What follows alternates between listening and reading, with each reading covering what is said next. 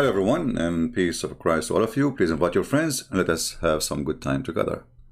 The Muslims, they strike back with the answer and they refuted us. Yesterday we mentioned to you how Muhammad believed that the cat was created from the sneeze of the lion, and how Satan was saved by holding the tail of the donkey so he can enter the ship of Noah.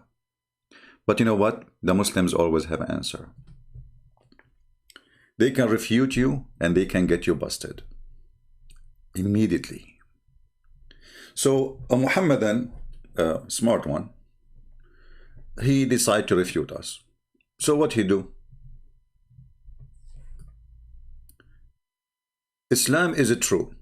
1 hour ago, we believe in Jesus as is a Christ, but he is not God. What does this have to do with our topic? I mean, do you see how much firm they are and how much is strong and how much they can strike back? And instead of answering all the hilarious stuff Muhammad said, we believe in Jesus as a prophet. But this had to do with my topic. But because he had nothing to say, desperate, bankrupt. And now if we read the Quran he is posting for us, we will die laughing. And you might ask me why. Read with me and laugh. And you know what? I challenge you to hold yourself from laughing. Chapter 5 verse 109, 120. Hey, by the way, why 109? I mean, the chapter, all of it's supposedly about Jesus. How come Jesus appeared at the end? The chapter is the chapter of the table, which means Jesus, he made a miracle, and according to the miracle, and here, look at this, they will not refute us, they will not say what happened. Allah, he sent 5 sandwiches, each one of them have a wheel. Some, they say 7 sandwiches. Wheel? So even your statement about Jesus is a joke. And then, consider the day God gathered the messengers and say, what response do you receive? What response did you receive? Did they receive a response? And look at the rest. They will reply, we have no knowledge. He just said you receive. They say we have no knowledge. So they are lying. Did they receive or not? Compared to you alone are indeed the knower of unseen. Yeah, this is why Allah, he knew how Shaitan, he hold the tail of the donkey so he can get in the ship of Noah. You see, Allah is all-knowing. But how many times Muslims, they keep saying Allah and his prophet knows best? They are, they commit shirk. They are mushrikeen, kuffar. According to Islam, to associate a man with God, you are a kafir. And this is exactly what they do. They associate Allah with his false messenger. So, if we continue the comment, let us go to the comment here. Okay, so look at this conversation. Allah, he said to the messenger, okay, what respond you receive? They said, we have no knowledge, which means, I have no idea. What are you talking about? And on the judgment day, the God will say, but in Arabic it says, إِذْ قَالَ اللَّهُ, قال in the past. He said, he will say, we will let it go. Jesus, son of Mary, remember my favor upon you and your mother, how I supported you with the Holy Spirit. You Muslims don't even know what is the Holy Spirit. Here we go, leave a comment. What is the Holy Spirit? You will find every Muslim saying to you, Jibreel. Show me where in the Quran it says Jibreel. And how Jibreel is a spirit, yet he is an angel. And how he is holy, but yet he is an angel. In Islam, only Allah is holy. I forgot, plus Jesus. You spoke to the people, if you're, when you are an infant, an adulthood. Hold on. Let us go to the verse in the Quran so we can laugh. Are you sure this is correct translation? Are you sure?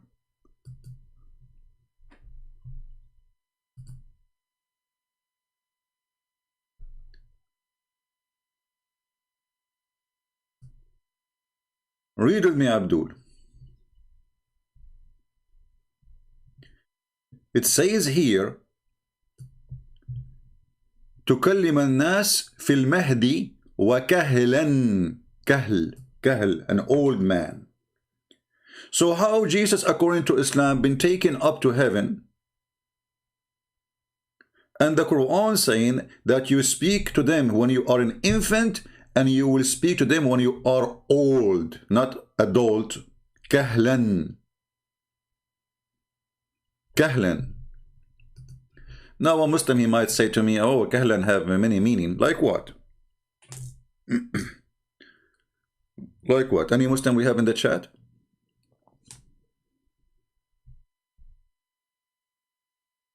Do we have any Muslim?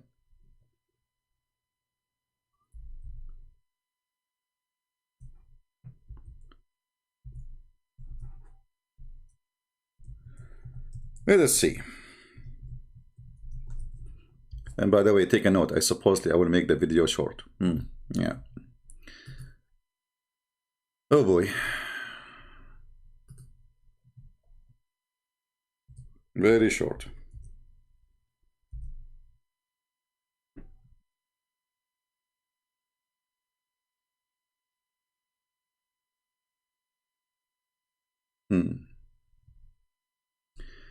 This is the dictionary. Kahl, kuhuli, elderly, elderness,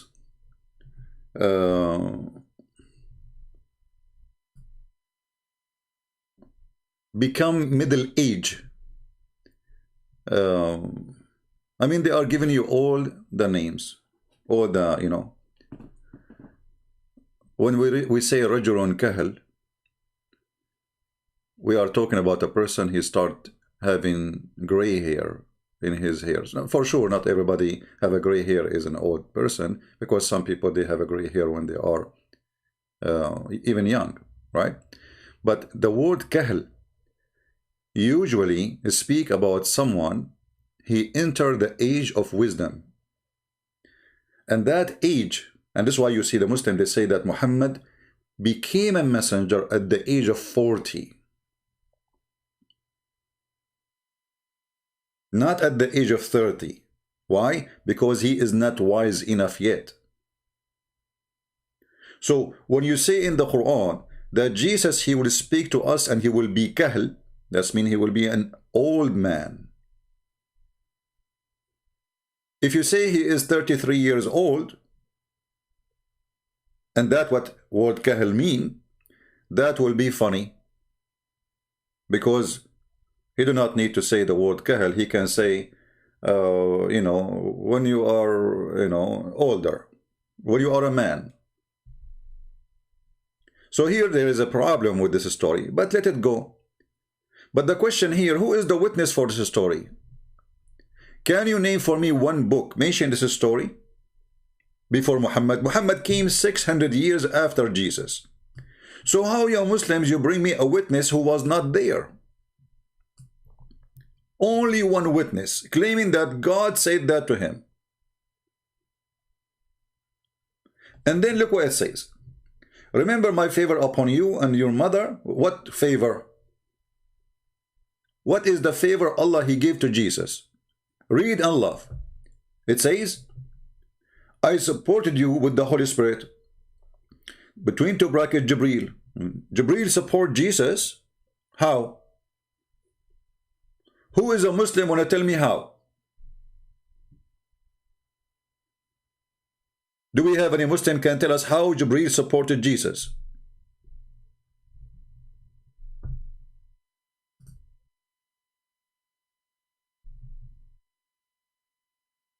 Copy paste nation. Anyone can tell me how Jibreel supported Jesus?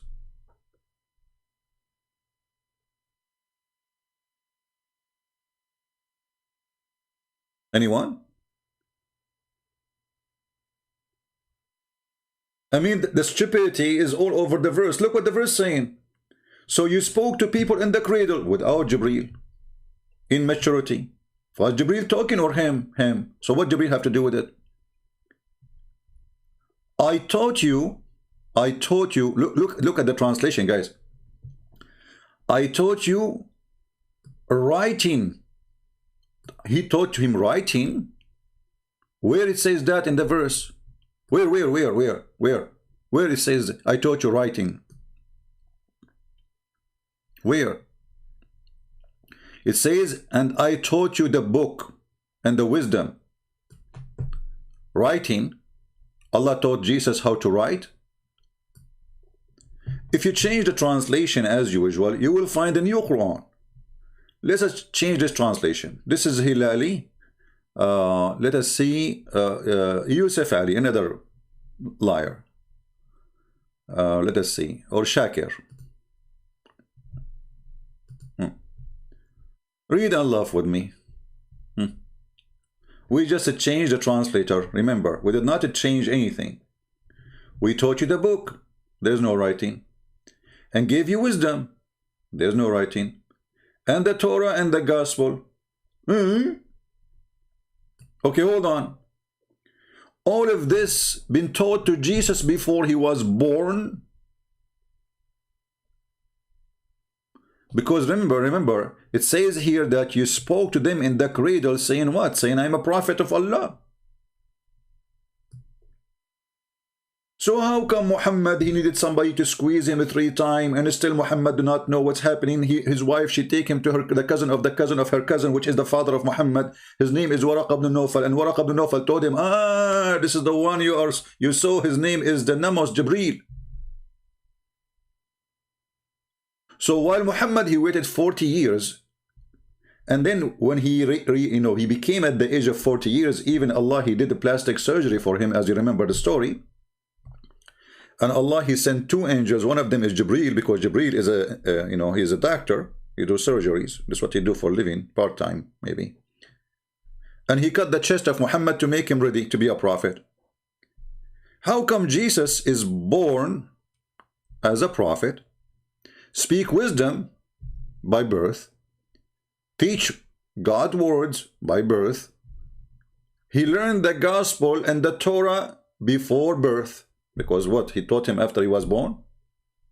Here we go. He is just 1 second old, and right away is saying to the rabbis and the Jews, well, I am a prophet of Allah.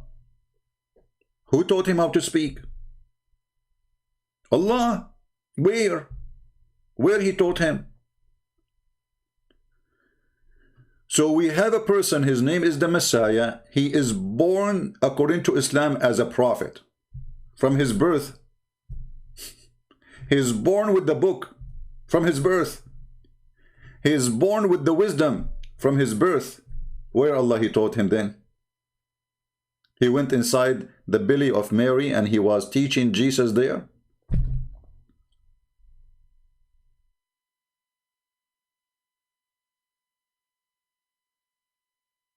Then we continue. And then it says here, and when and do you remember, by my will you made a bird from a clay, you created him by my will. Hold on. This verse here, the Muslim trying to say to us, remember the comment saying, we believe Jesus is a prophet, not God. So if Allah, he knew that, don't Allah knew the Christians will think he is God? Why the Christian they think is God? Because he do what God do. So why you are giving him by my will? I made you what? A creator. By my will. I make you heal everybody. By my will. I make you make the blind see. By my will. I make you see resurrect the dead.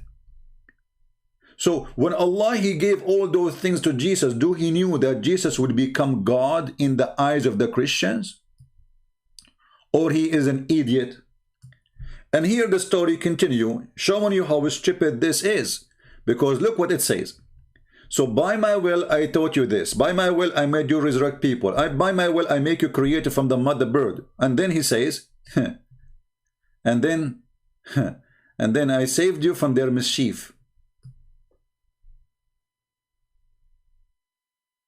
How come he did not save Muhammad from the mischievement of the Jews?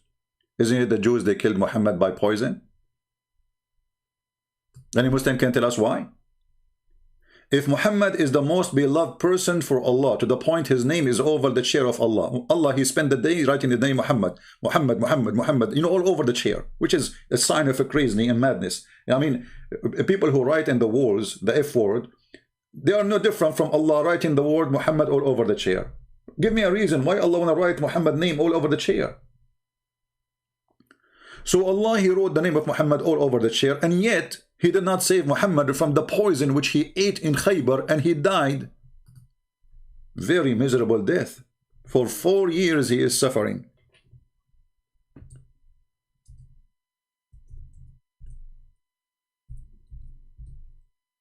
So Allah is willing to save Jesus from the mischievement of the Jews, according to the story, but Allah is not willing to save Muhammad from the mischievement of the Jews. Question, why? Any Muslim can tell us why?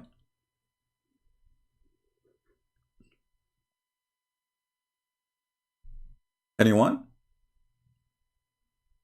Very simple question. Okay, Jesus has been saved. Muhammad was not. And if you want to say to me that Muhammad did not die by the poison, you are saying that Muhammad is a liar, because it is him who's saying that. Read carefully.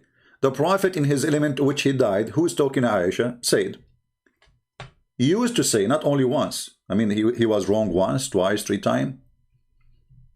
He used to say, O Aisha, I still feel the pain caused by the food I ate at Khaybar.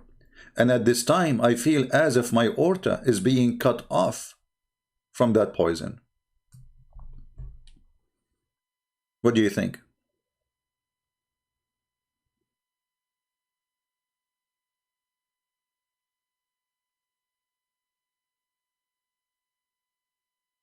Anyone?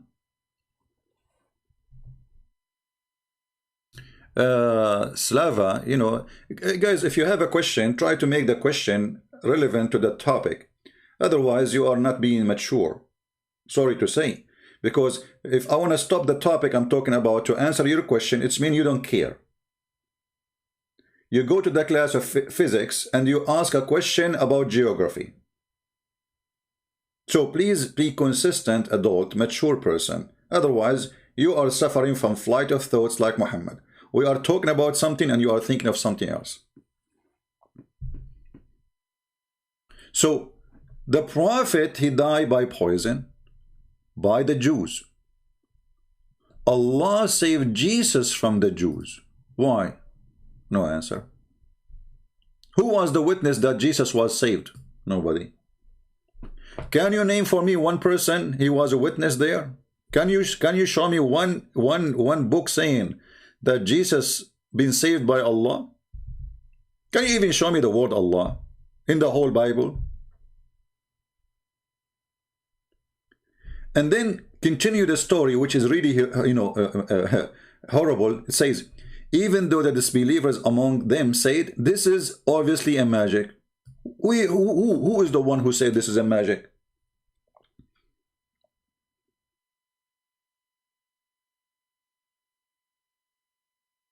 The billions of the Christians, they say this is magic, or they believe in it.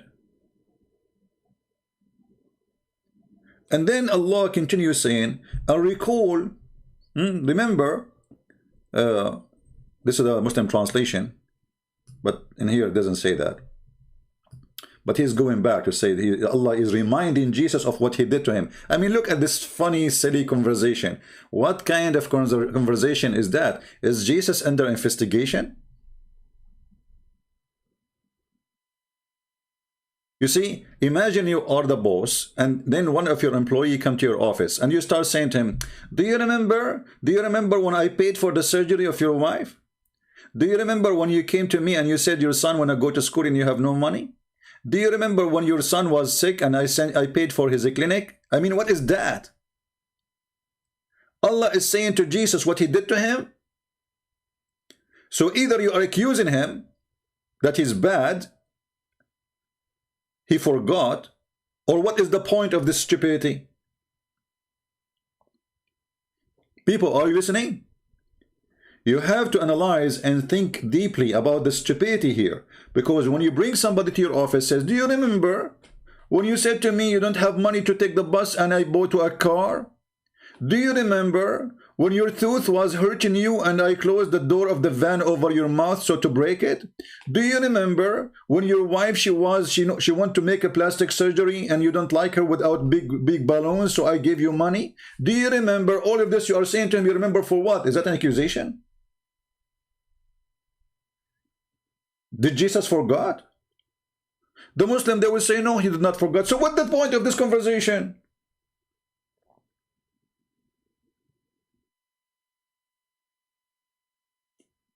You make such a conversation only with the person who is bad.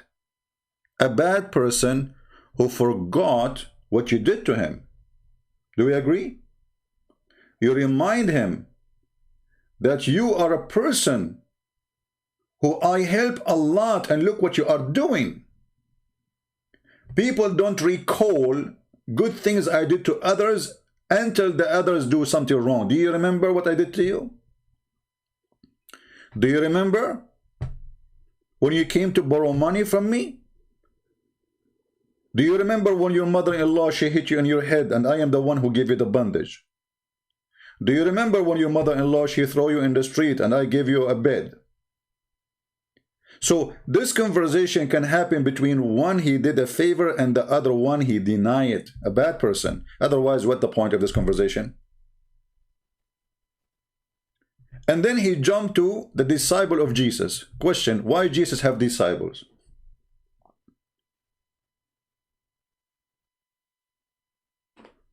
Who is the disciples of Muhammad? How come Jesus has disciples and the Quran approved that, and Muhammad have 0 disciples?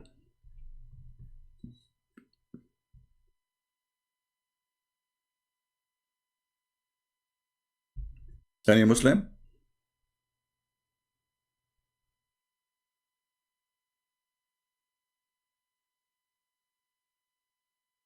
Anyone tell why Jesus have disciples? Why Muhammad don't have?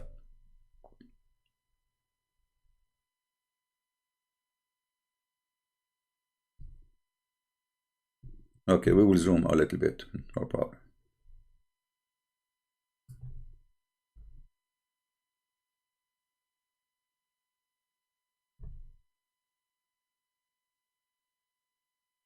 Is it better now?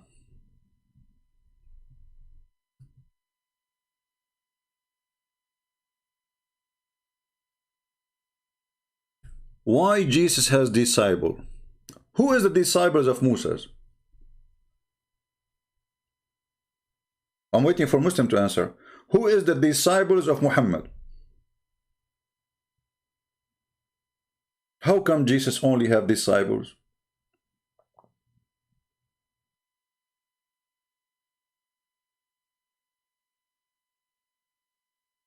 And then hear the story. How about companions? Companions are not disciples. Everybody have companions. Companions is a company.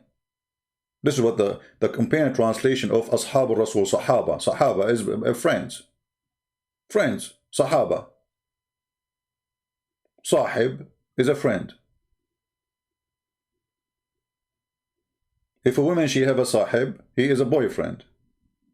If a man have a woman, sahiba, she's a girlfriend. And the Quran even uses the same word.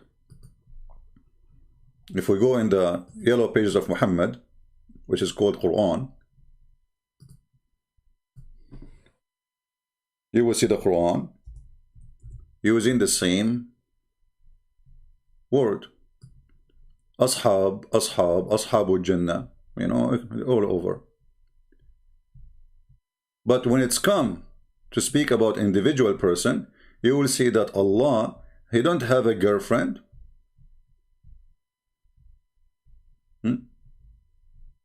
As an example, chapter. Let's go more. All of those actually, you know, look how many times the word is used in the Quran. Look. Like here. مَا ضَلَّ صَاحِبَكُمْ وَمَا غَوَى.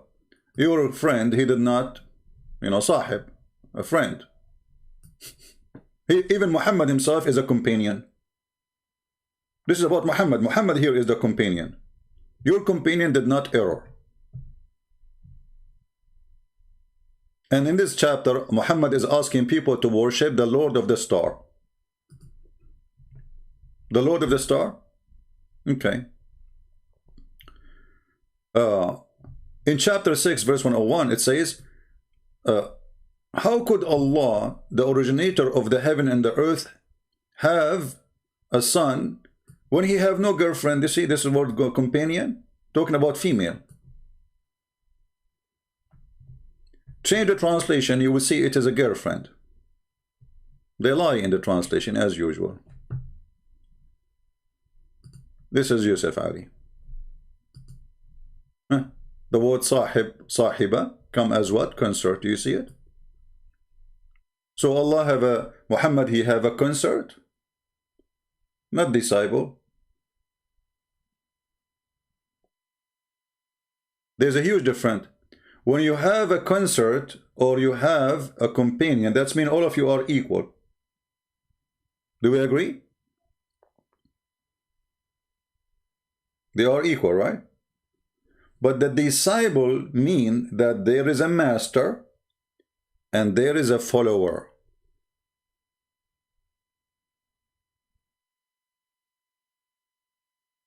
Do we agree? So when we say that Jesus have disciples, that means he was their master. They did not take him as a friend.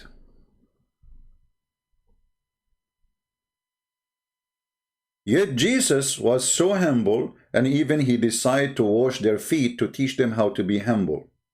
Don't be proud because you are my disciple, you go and take over the people and control them. If you want to be a master, you have to be a servant first. So when the Quran agreed that Jesus have disciples, and there's nowhere in the Quran Muhammad have disciples, then you need to explain to us why.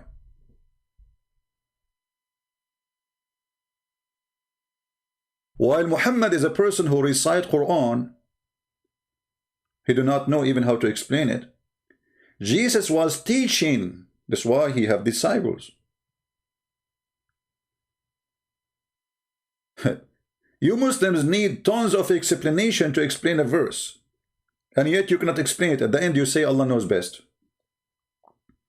Why? Because Muhammad, he left you with no explanation. Because he cannot explain it. Even he made verses for you in the Quran saying that there is part of the Quran, which is a huge part, nobody knows what it means save Allah. So what kind of book is this book? The answer is very simple. Muhammad is a thief. He does not know what he is reading. No one knows the meaning of it. It's hiding meaning except Allah.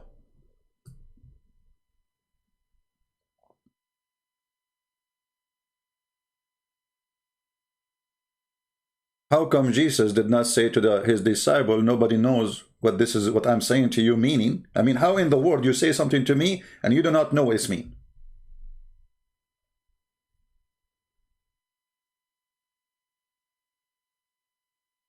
Today, guys, I'm going to teach you something, and only Allah knows what it does mean. I mean, what the point of that?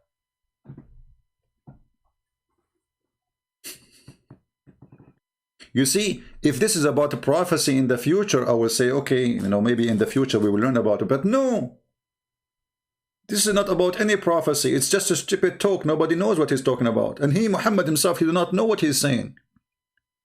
Because he's a thief, copying it from others, what they said. So don't ask me, I have no idea. I'm just a person who delivered to you. So the Muslims agree that Muhammad is a messenger. What does that mean? He is a messenger of the messenger of the messenger of the messenger of Allah. So Allah, he gave the message to the pen. The pen, he wrote the message in the tablet. The tablet gave the message to Jibreel. Jibreel, he carried the message to messenger Muhammad. And then the messenger Muhammad, he gave the message to us.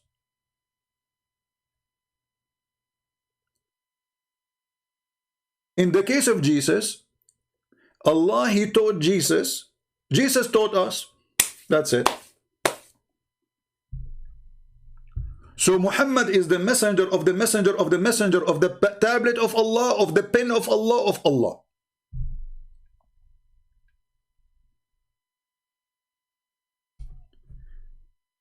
Now going back to that chapter, the funny chapter. So Jesus taught the disciples. Look what the disciple, they said to him. How come the disciple, you call him disciple, and obviously they don't believe in his Lord? Look at this. It says, can your Lord send us a table full of food? What a bunch of hungry, lousy Abu Huraira. You know Abu Huraira? He used to accompany the Prophet so he can eat for free.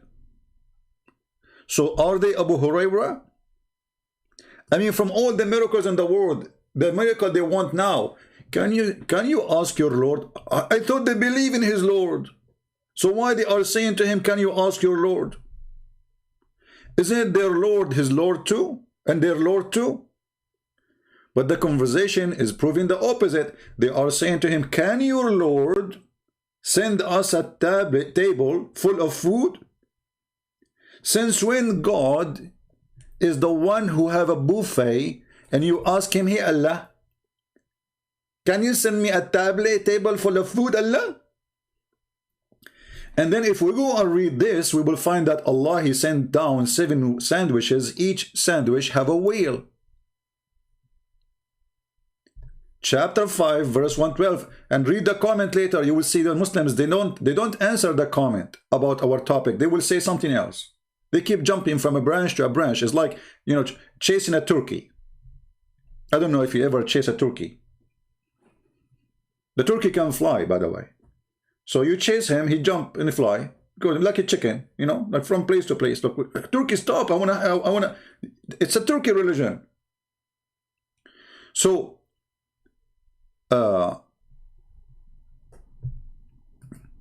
you always only explain about Islam, but you never about the Bible.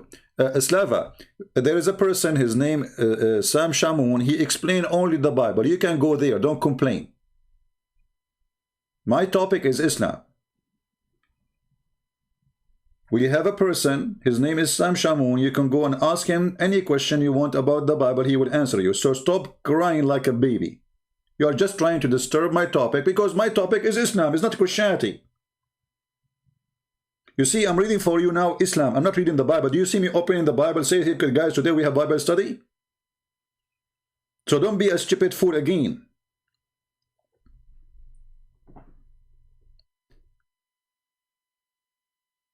And any verse you want in the Bible, you can right now go and search it, and you will find the interpretation for it, if you are a person who do not know. So don't play dumb.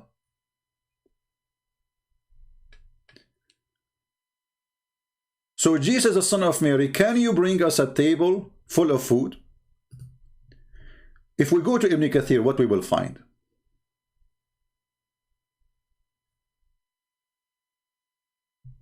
Five, 112.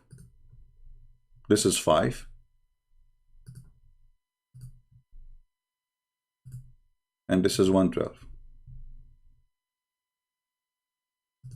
Let us see what the interpretation will say.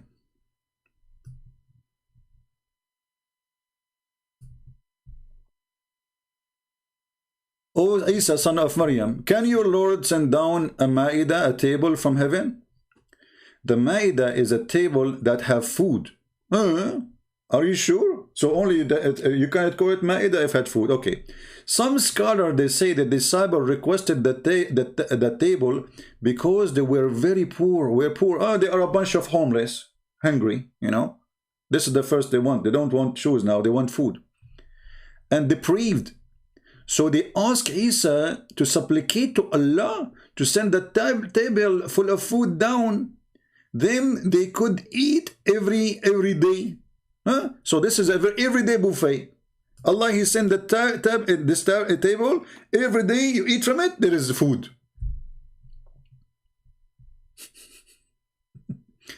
And then what Jesus said to them? He says, "Come on, don't do that. Don't ask me to do that if you are a believer." Look, what? So why He did that then? They said, we want to eat from it. If you are truly believer, don't ask me for this. That's what Jesus said to them. So they are not believers, obviously.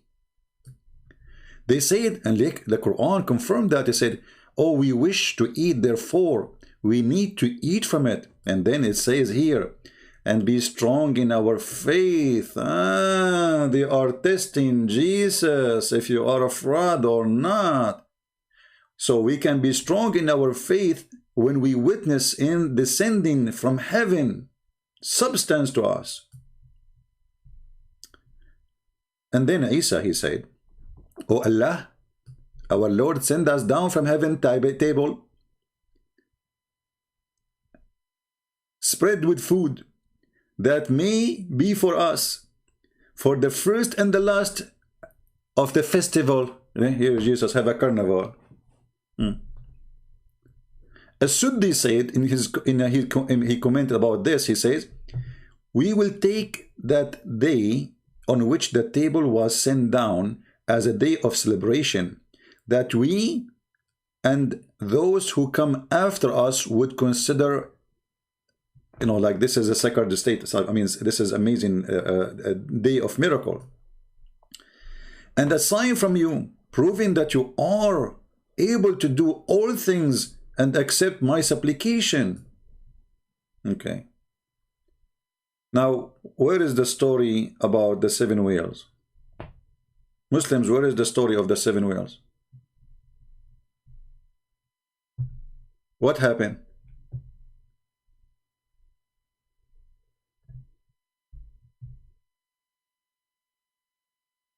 Huh? Where is the 7 whale story? How many Muslims here, they believe in that Allah, He sent him 7 whales?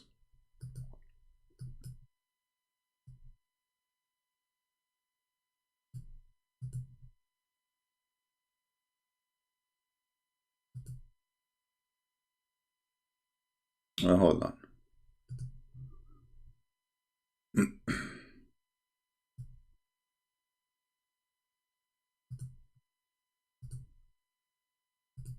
So simply what Muhammad did, he took something, he learned the Christian believe in it, he added his own spices, that the Christians, the disciple of Jesus, the first Christians, they don't believe in Jesus. They wanted to test him. So they asked him for an open buffet.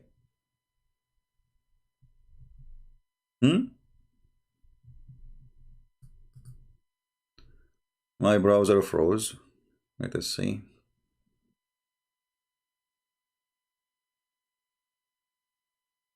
Did we lose connection? I hope not. Okay.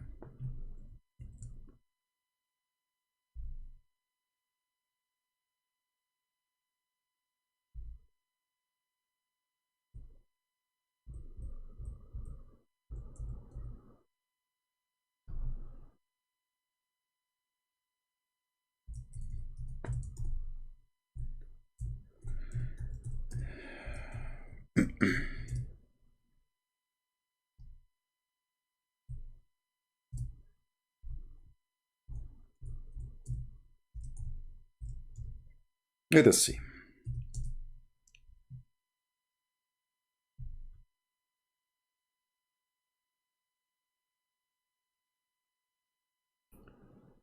I'm just trying to find out where we can find this story. I mean, where is the story of the seven wheel? You know, Allah He sent down.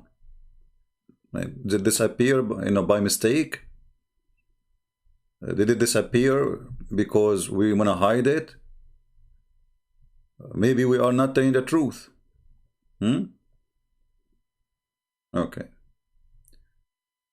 Let us see.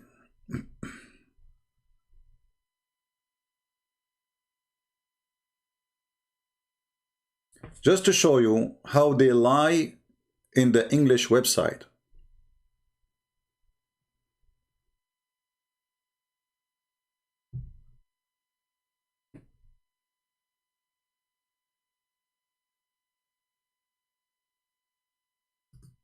Give me a second.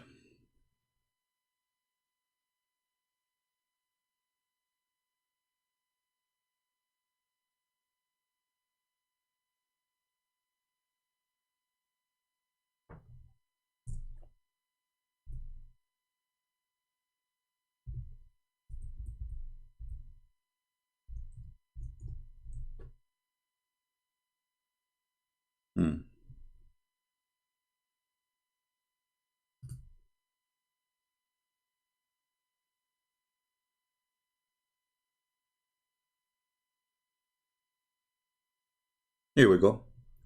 This is Ibn Kathir in Arabic, and this is Ibn Kathir in English. This is Ibn Kathir in English. I will give you the link for Ibn Kathir in English and tell me if you find the word whale exists anywhere. If in case I miss it. The story of the seven whales. This is Ibn Kathir in English in front of you, and this is the link. And this is Ibn Kathir in Arabic, and I will give you the link. So how come in the Arabic version of Ibn Kathir speaking about seven whales sent down from Allah to the disciples, but we cannot find it in English version? I gave you the link for both. You can use Google Translation. This is the official government of the Kingdom of Jordan. This is Tafsir Ibn Kathir. The same chapter, the same verse. Chapter 5, verse 112. Here it says that the angels, they send down a table. They are carrying a table, and on it there is 7 whales and 7 loaf of bread.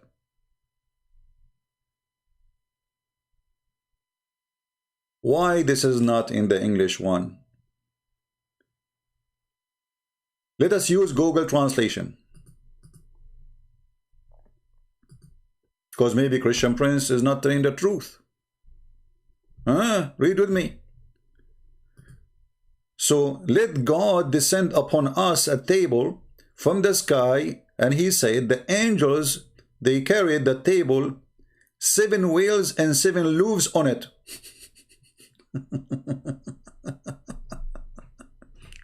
But we don't find this is in the English translation. Where is the 7 whales?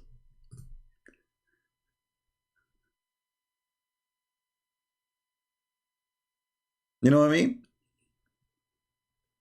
Where is the 7 whales? Here we go. I gave you the page. Show me where is the 7 whales. Why they took it off? How this is the Ibn Kathir in English, and yet you take more than 50% of Ibn Kathir in English, in Arabic.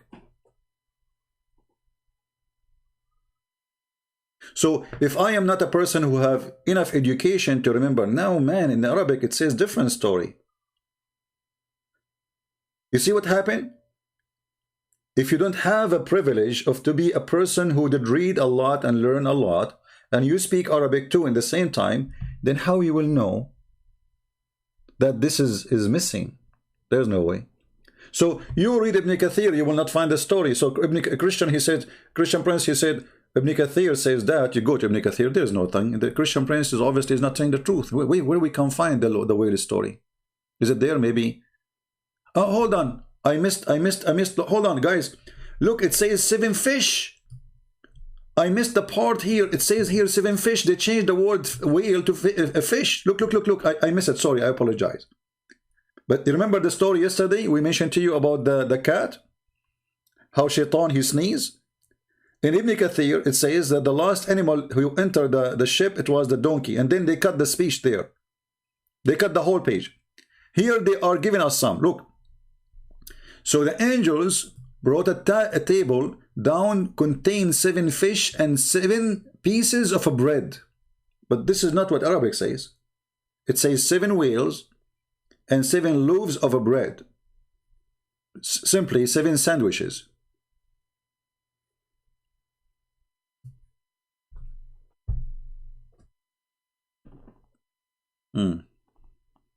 Yeah, I missed that part. It's okay. And this is why I gave you the website to look for it with me. Maybe I miss it. So the reason I did not find it, by the way, I searched for the word whale, is not there. So they translate the word whale as a fish. I searched the whole page, the word whale is not there, so the story is not there. But they changed the word whale into a fish. In Arabic, it says ahwat or hitan. And this is why in Google Translation is giving you the word whales. Why? Because this is what it says. So now, Allah, he sent 7 whales in 7 loaf of bread, 7 sandwiches. Why 7? Any Muslim can tell us? Why Jesus have only 7 disciples? Why 7 whale and 7 sandwiches, 7 bread? Again, it's a fabrication. Where they are getting those stories from, we don't know. You tell me. Which book it says that God, he sent to Jesus 7 wheels? Is that what the Bible says? The Bible says totally different story. Why the Christian even want to change this story? It's going to be more amazing if the food is coming from the sky. So why we Christian, we change the story? The story is different in the Bible. It's about, he told them, do you have food? They said, okay, we have this food. We have little fish and, and bread. He blessed it, and then people, they keep eating from the same basket. That's all. There's no food is coming from the sky. There's no whale. There's no tablet. There's no table.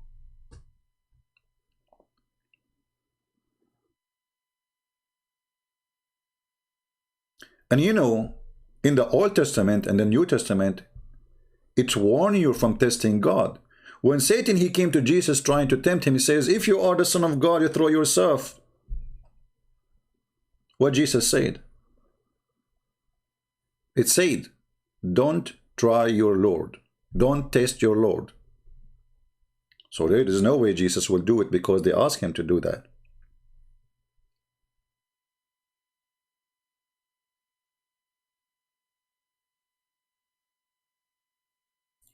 So Jesus asked Allah to send a table for Jesus.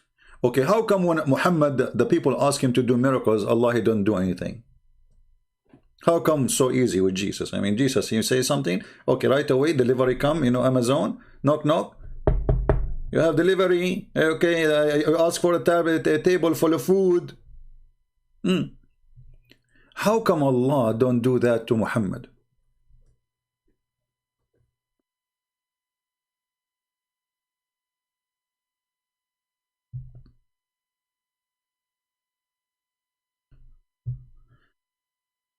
And then they said, we need to, to eat from it, and our heart will be, we will have like, we will be sure that you are truth, But look at this.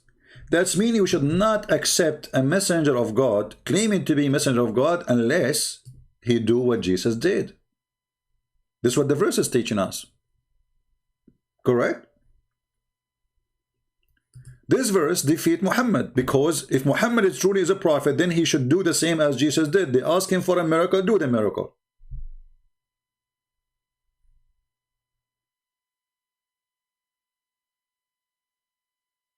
Are we listening?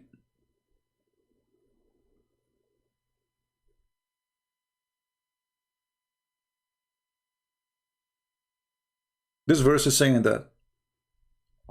But if we go in the Quran, we will find that Muhammad have 0 miracle. 0. The Quran witness that Muhammad have 0. So all the miracles Muslim they count for us in the hadith is a lie. And why it is in the hadith, not in the Quran? I mean, how come Allah he count every? Do you remember I said this to you and did that to you? It's the same as my grandma speaking to her, you know, her neighbor. Did you remember when you borrow from me a dish, and now you don't want to borrow a dish? I borrow a dish from you. Do you remember? So Allah is counting to Jesus everything he did to him.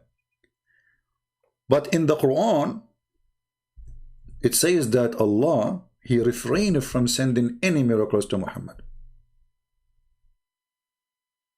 Read it, chapter 17, verse number 59. We refrain. So with Jesus is so easy. Hey, Allah, send me a table, 7 wheel, and say, hey Jesus, what do you want? You know, I want 7 wheel and mayonnaise, please, and don't forget the ketchup, and if you don't mind, some French fries. And by the way, we like it spicy. And you know, if you have tortilla bread, because we are Mexican, and you know, if you don't mind, you know, a Taco Bell. This is how easy it is.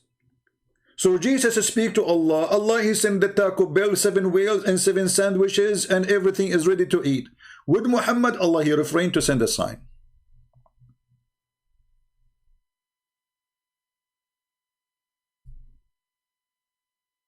And this verse is given to Muhammad after the chapter of the moon, where it says the moon is split.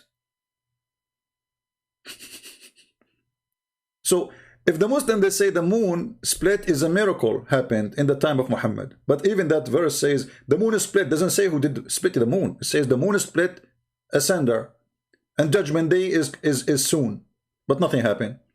And then we give him a verse after it, way after, saying we refrain from sending miracles. Did you send a miracle or not? The Muslims they might give you an answer saying, don't you know the Quran itself is a miracle? You idiot. What kind of answer this answer is? If the Quran itself is a miracle, that means the sentence itself is a miracle. So how he say he refrained from sending miracle when he is doing miracle in the same time? When you say the Quran is a miracle, that means the same verse is a miracle. Okay, but he is saying we refrain from sending miracles. Do you see the madness? How the Quran is a miracle and Allah saying we refrain from sending miracles. It's like somebody you know, making a cake and he say we refrain from making cake, but you are making cake already. Isn't this is a cake?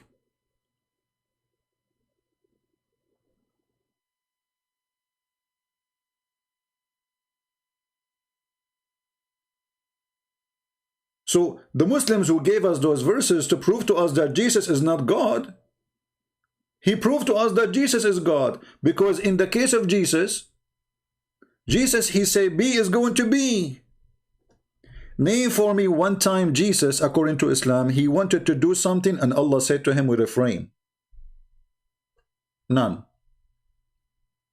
In the case of Muhammad, all his life, none. Muhammad, he told his followers, go and fight and you will win. They went to war, they got busted. He told them that 100 of you can win against 1,000.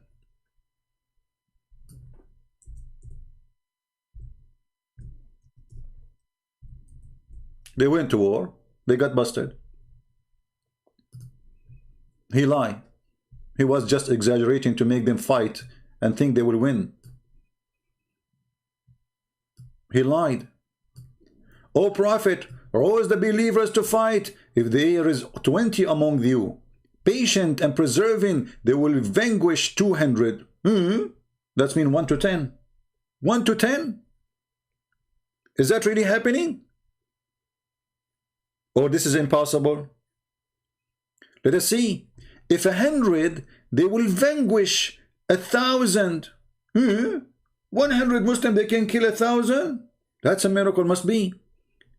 If there are people without understanding, okay, those people kuffar, they are stupid. Right away, the Muslim, they came back and they got busted.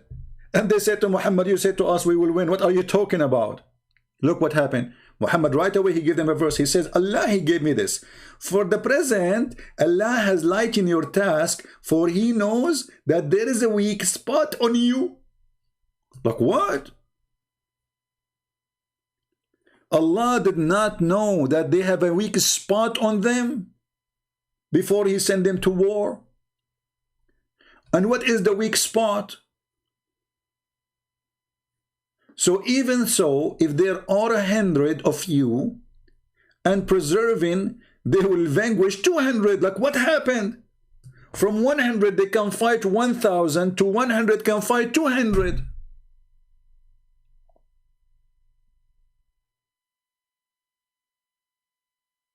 Do you see the false prophet?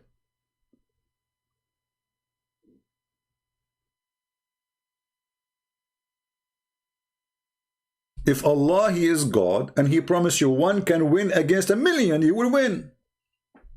Who care about the number? If God is with me, who could be against me? If God decides to be in my side, it doesn't matter really if it's 1,000,000 or 100. Do we agree? So, Allah, guys, leave Zahra. Who is this Zahra? People, focus with me in the topic. Let me... Okay, sorry Zahra, I have to put you in hide because you are taking people out of my... People in the chat, focus. I leave the chat open so you can focus with me in the topic, not a person in the chat. Otherwise, I will disable the chat. I'm not sitting here. It is Sunday. I'm not sitting here wasting my day, losing my voice, so you can chat with somebody in the... This is not a place for us to chat about talking to each other. Here we are learning. It's a classroom. So either you want to listen or you are here coming to you know, blah blah blah. Leave the Muslims for me. Show me how good you are in the comment section when a Muslim he posts something. Not here. So listen carefully.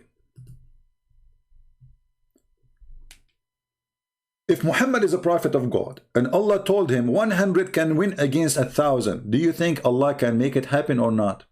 The answer should be yes. And look, the conditions is the same. Among you, patient and preserving. Patient and preserving.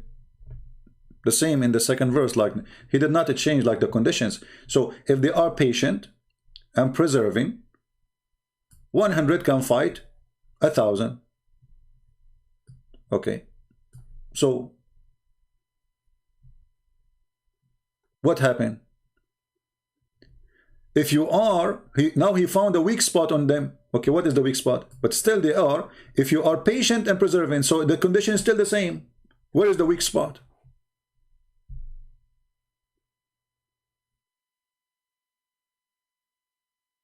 Where is the weak spot? The weak spot is in Allah, not in the, because the one who made the promise that you will win 100 to 1,000 is Allah.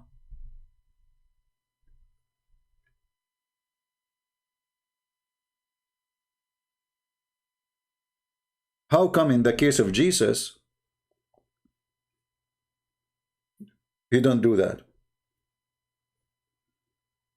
Oh, there's a weak spot on me today. I cannot do that. Jesus, he challenged them. He says, you can destroy this temple and I will build it in 3 days.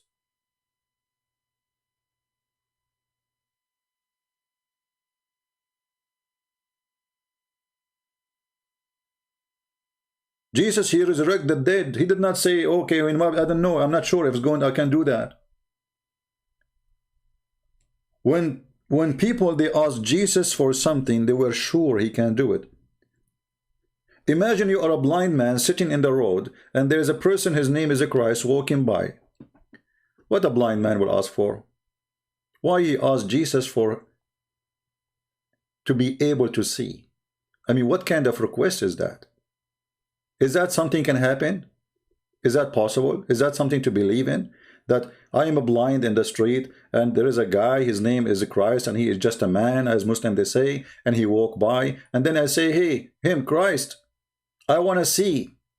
How come Jesus said, oh, we're refraining from them then miracles? And why Jesus did not say to him, what kind of request is this request? Who told you I can do that? This is nothing I can do. I mean, you're blind. You know, you're born blind.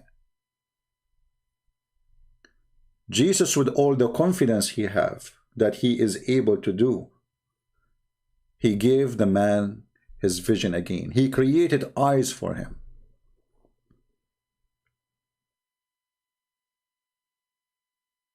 In the case of Muhammad, Muhammad is so proud about his sexual ability. If you read the Muslim books about Muhammad, they are proud about certain things. Muhammad was a white man. How white is under the arm of Muhammad? How white is the chin of Muhammad? How white is the belly bump of Muhammad? How white the face of Muhammad? There's a video made by a guy, his name is Mufti Mink. I think all of you heard of him. Speaking about Prophet of Allah, how handsome he is. And when he speak about him, he cry. A person, he saw the Prophet of Allah. He was walking at night. He looked at the moon and he looked at the Prophet. He looked at the moon and he looked at the Prophet. He looked at the moon. You know, this guy is crying. What for what? What happened? He's describing how Muhammad looked like. He is just describing how Muhammad looked like. He is not telling you anything about God. The white man worshippers. This is a white supremacist cult.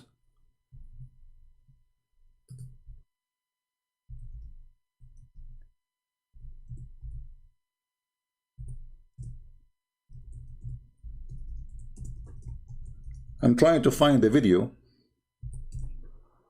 to give you an idea.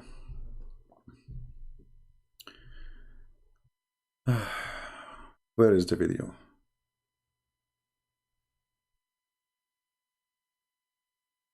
Oh, I forgot the name of the video, you know.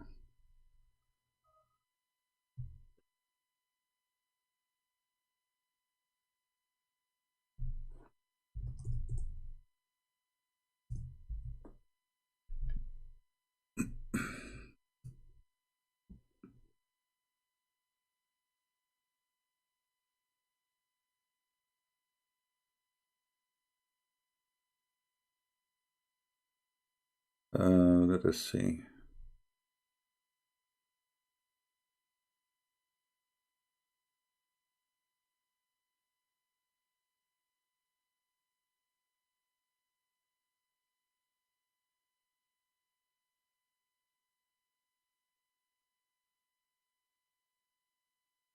I forgot the title of the video.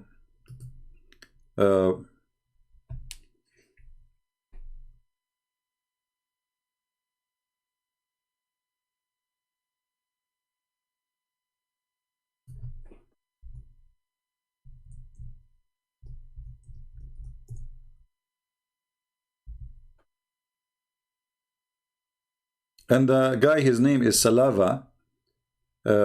Post your question for me, I will answer you soon. But next time, learn. Let's see.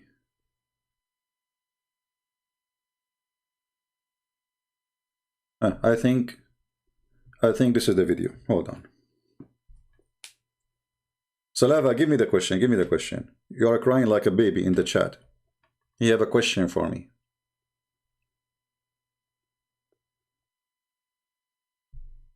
All right.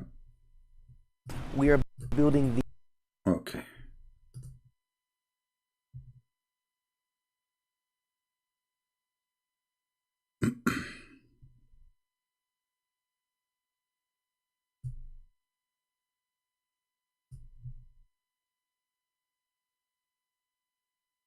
Now the Sheikh, he will describe for you how Muhammad looked like. Look at the description of your Rasul. And for some, this would be the first time you hear what your Prophet looked like.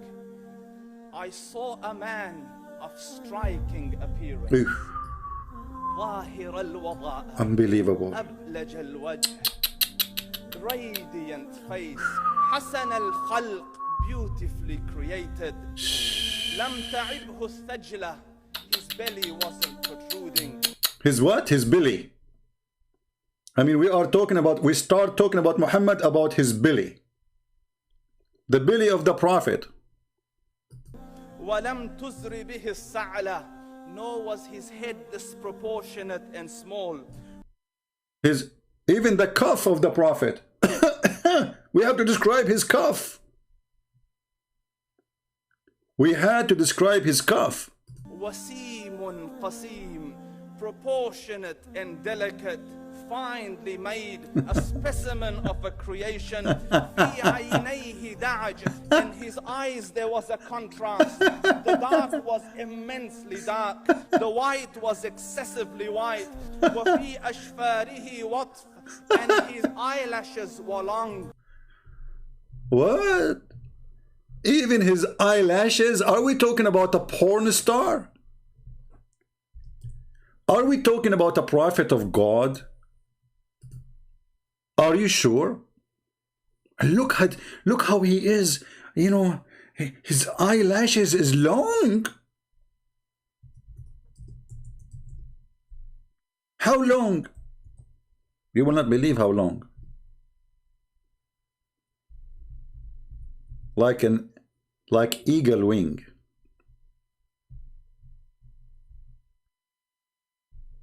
Let me introduce for you Prophet Muhammad.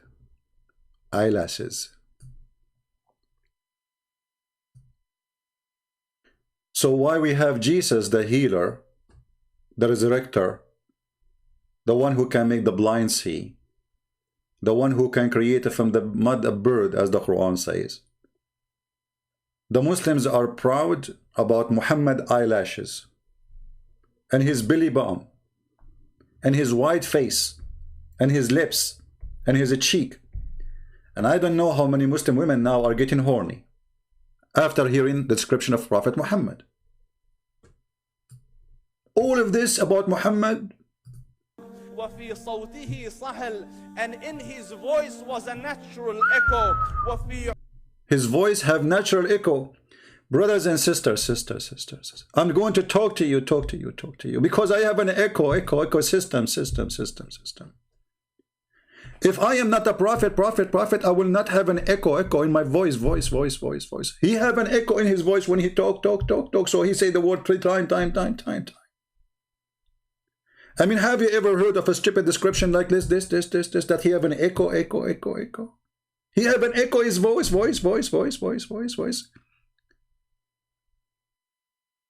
This is how they see their prophet.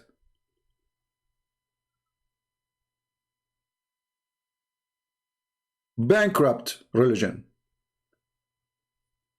Totally bankrupt. عنقه سطع. And his neck was elegantly long.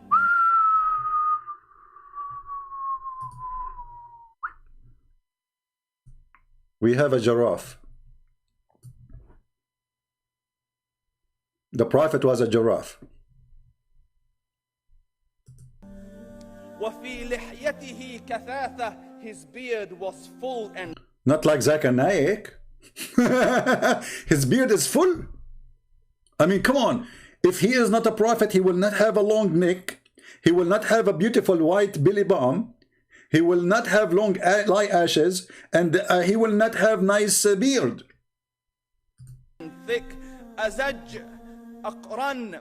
His eyebrows were arched, but they were not joined.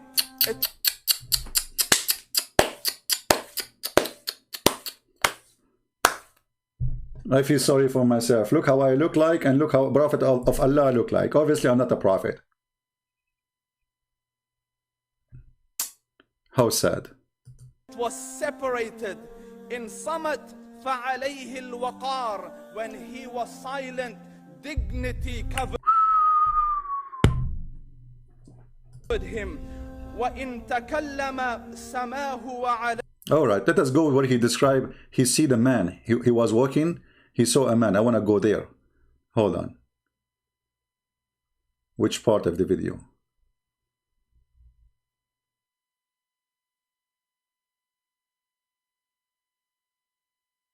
Oh, here we go. I think here, because he start, pointing his finger to the moon. Malik says, he says, I came out one night, I came out one night, it was the full moon night. It was a full moon night, brother. That's what he's saying. Like, what is that? Okay, what happened? Look, he's going to cry. Look how they act. Look how they act, to make Muslims follow them and believe in them. He's going to act now. Why? He's talking about the look of the Prophet. Why you are crying? What happened to you?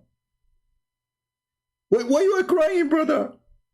The Prophet is so handsome and you are crying? You cannot handle how handsome he is? What happened? And how handsome he is. He's so white. Listen to this.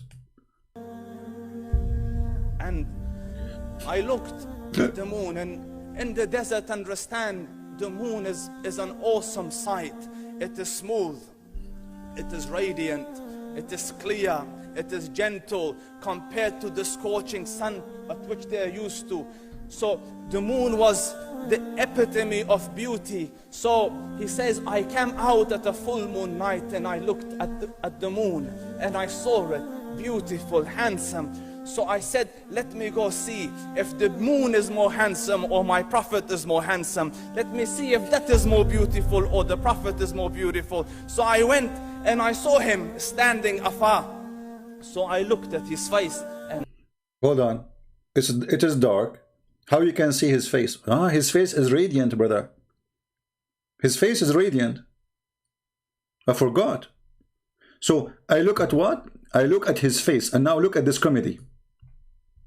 So I looked at his face and I looked at the moon. I look at his face and I look at the moon. And I look at his face and I look at the moon. I look at his face and I look at the moon. And so I look at the face and I look at the moon. I look at the face and I look at the moon. Okay, come tomorrow, guys. I'm going to continue. I look at the face and I look at the moon. I look at the face and I look at the moon. What is that?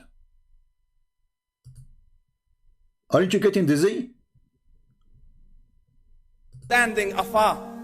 So I looked at his face and I looked at the moon and I looked at his face and I looked at the moon and I looked at his face and I looked at the moon. For the sake of Allah, Shane, stop, man. Like, come on.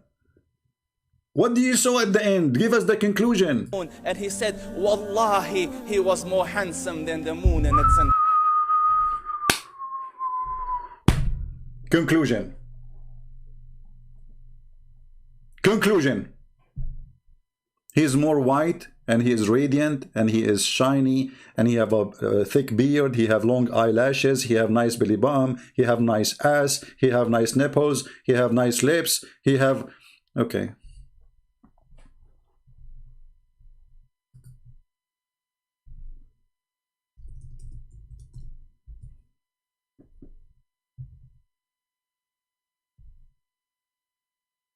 Brothers and sisters on Allah, let me introduce for you Prophet Muhammad.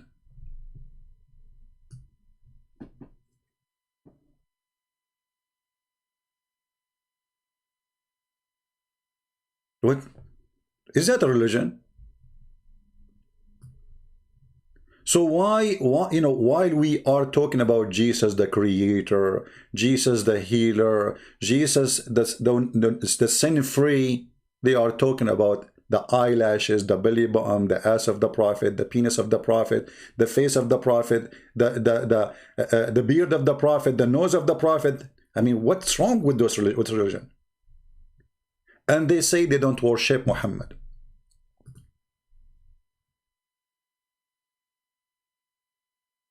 Yeah, I will give you the link. Here we go. This is the link of the video. I'm going to take this video down very soon. All the videos actually in my channel, I will take them down. So download them as soon as we finish. All right? I will keep them only for a few hours, and I will take all the videos down. I don't keep videos on my channel, as you know. So, don't spam the text, my friend. Hoop, hoop, hoop, bloop.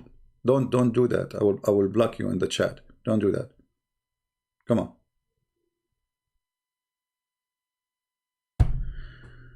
So when the Muslims, they come to us to refute us, they are bankrupt. Totally bankrupt. You have a fake prophethood. Your prophet is a false prophet. And because you are bankrupt, you are coming to us to describe his Billy Bomb. You are down to the Billy Bomb. This is what's happening to you. You are so down to the point you are going down to the Billy Bomb of the prophet. You could not describe for us how good he is. You describe for us his Billy Bomb. What kind of religion this religion is? While the Quran is busy counting the countless miracles of Jesus, the Muslims are busy counting for us the Billy Bomb of the prophet. The prophet, he used to have sex with all his wives in one night without washing. This is what they are proud about. And later we found that Muhammad, he did not have sex with any. The guy was a liar. He cannot even have sex with one. This is why all the women he could not have any children from them, including Khadija. The Muslim, they say to you that Fatima, she is the child of Muhammad. That's a lie. Those are the kids of Khadija from previous marriage. Khadija, she have 2 husbands. Muhammad is number 3.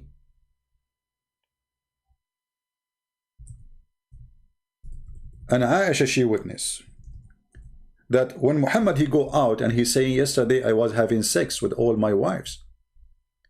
Aisha, she got him busted. She said the prophet, he imagined himself having sex, but in fact he did not.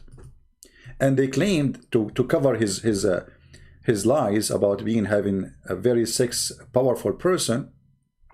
The prophet continued for such a period of time, imagining that he had sexual intercourse with his wife, but in fact he did not. How we can trust even this man? The only thing can you make you trust him is the description of this guy. He have all long eyelashes. I'm sure many of the ladies now, they are thinking, why we don't have the eyelashes of a Prophet Muhammad? Many women these days, they are putting fake eyelashes, which is funny, you know. I go in the store, I find like women, they have like, you know, I don't know, even it's so long. I mean, it's like, are you going to fly with them or what? I mean, it's fake. It don't even look good. Anyway, that's not different topic. Fake eyelashes. Fake eyelashes, fake breast, fake face, fake lips, fake, you know, and fake Muhammad. So, Muhammad, he imagined himself having sex, but in fact he did not. So how can we trust him that he is not imagining he saw Jibreel? If you Muslims agree that Muhammad was bewitched, so we are talking about a bewitched man with long eyelashes as you claim. Is that authentic hadith about his long eyelashes? About his face is radiant? So why the Arab, they did beat him, they laugh at him, nobody believe in him? You know? Why even his uncle did not believe in him? His uncle, the one who grew in his house. He died and he don't believe in him. Maybe his eyelashes wasn't working. Right? So my friend, when you come to us to prove to us that Jesus is not God, at least give us a verses in the Quran helping us to believe in that. What you gave us, that Jesus, he made all kind of miracles. And you are giving us a statement of a man, as you see, he imagined himself having sex. Even his sex have no witnesses. So Muhammad, you have sex yesterday? Yes, brother. With your eyelashes or with your private part? Oh, I was using my finger. Excuse me. Because obviously he was not.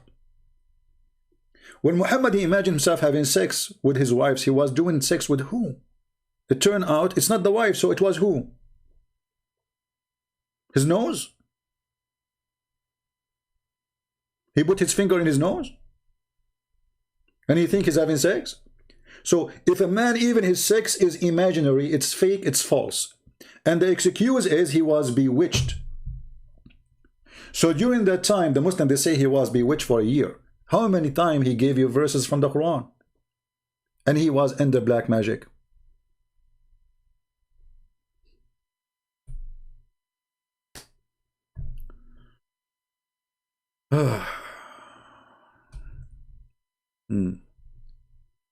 A Muslim saying to me, you are a liar. Guys, look at this. I mean, look at the Muhammadan. I'm showing him the reference in the screen, and he said to me, you are a liar. And you know nothing about Islam.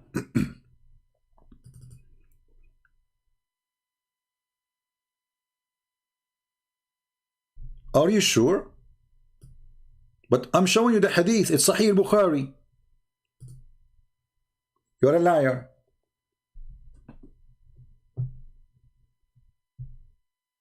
No, Muhammad, he have no kids. Muhammad have 0 kids. This is why there's a chapter in the Quran. A man, he accused him that he is cut off. Cut off what? Cut off his penis. He don't have a penis. They were making fun of him because he is a cut off person. The Muslim in the translation, they say he's cut off from having kids. But if he have kids, he have kids. So how they say to him, he have kids, you know, he's cut off. Right?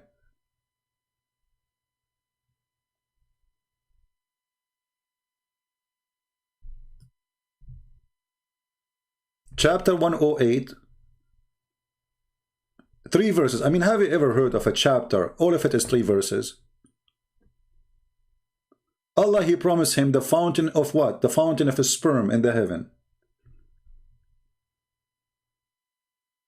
Muhammad is angry. Why? Because there is a man, he is saying you are cut off. Between 2 brackets from every good thing. What's a lie? What every good thing? Change the translator. Right away you will see different Quran. It's a miracle.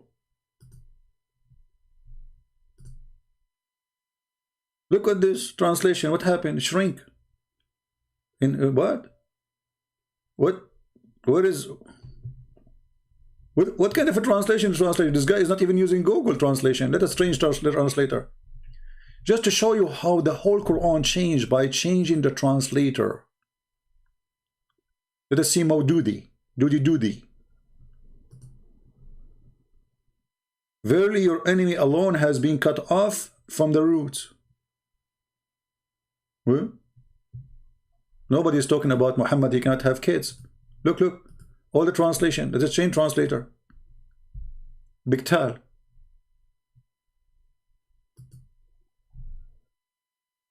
Look at this. Who is without posterity. Posterity. You see it?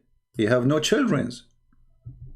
The one who has said that to you, he is abtar. What abtar mean? He's cut off. Change the translator again. Let us go to Shakir.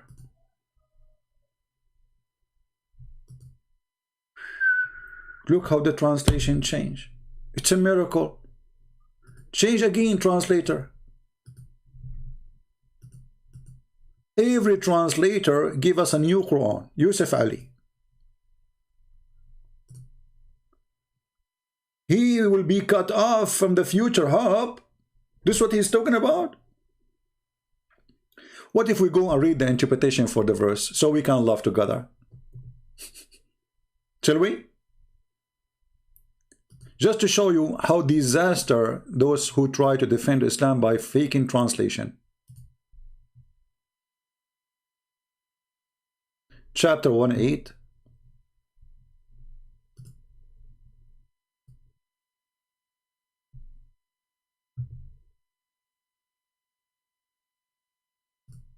All right.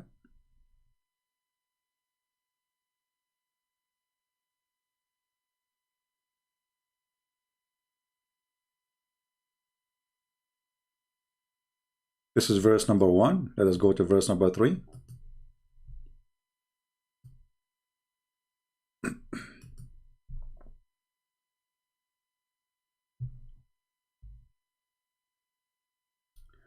I will answer you, Mr.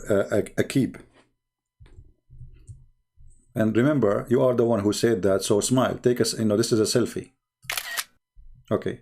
Guys, read carefully. This is the interpretation of the Quran. It says, it say to the insulter, the one who despises you, and not though, without two bracket, who is without posterity. He will be without family and children. So the person is accusing him that he have no children. The Muslim, they say, this is when the son of the prophet, he died, but Muhammad, he don't have a son. Where? Son of who? They say from Mary the Copt. Go and see the hadith where Aisha, she said, he don't look like you. He have nothing to do with you.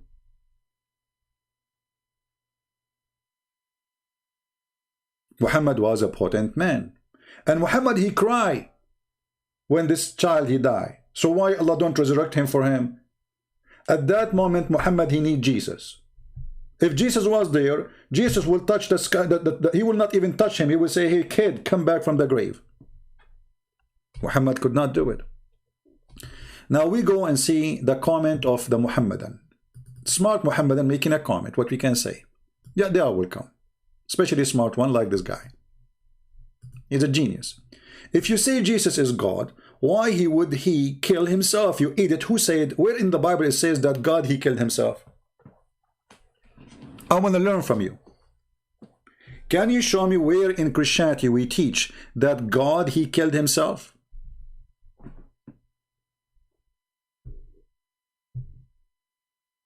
Can you show me? Or you are making a new religion now?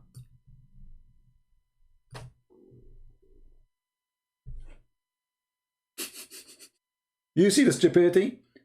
What the Bible teaches us, that God, he knew the future. They knew what they will do.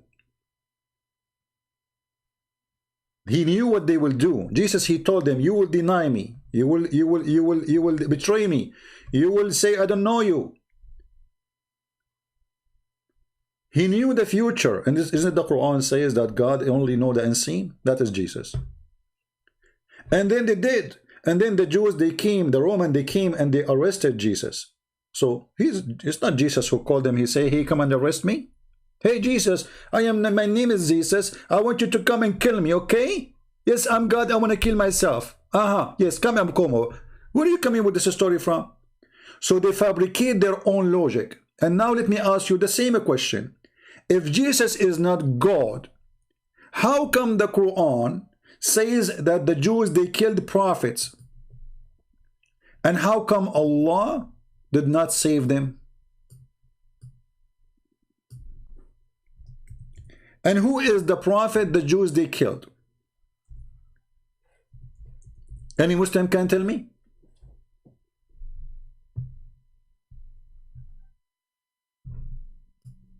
Chapter 5, verse number 70. It says the Jews, they accused prophets of lying and they killed prophets.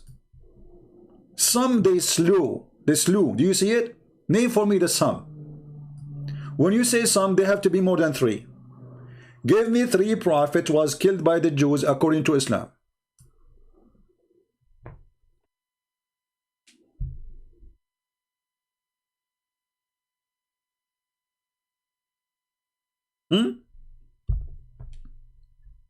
Name for me. Jesus was saved. Okay, so who else was slew by the Jews? Yahya, show me the verse that says they killed Yahya. Guys, imagine the stupidity of this book. How Allah, he forgot to mention what the Jews did to Yahya. If Yahya, which is John the Baptist, it's not there. So this one I'm challenging you, show me. When you say to me Yahya, you get story from where? From the Bible? Your God Allah have time to tell me about the ant. She said to the ant, hide, otherwise Suleiman will crush you. But he have no time to tell us what happened to John the Baptist.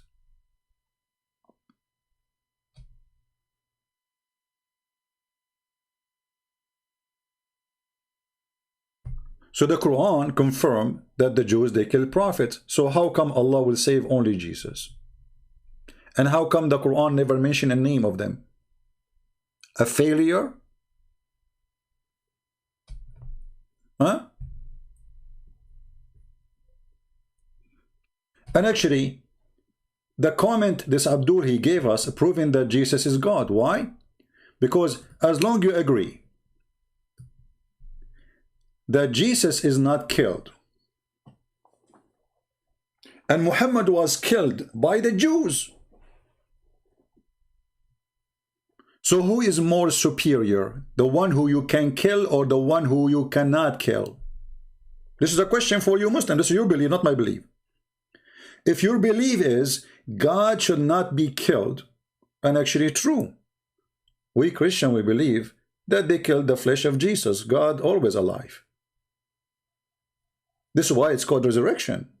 Resurrection is resurrect between the flesh and the spirit or the soul.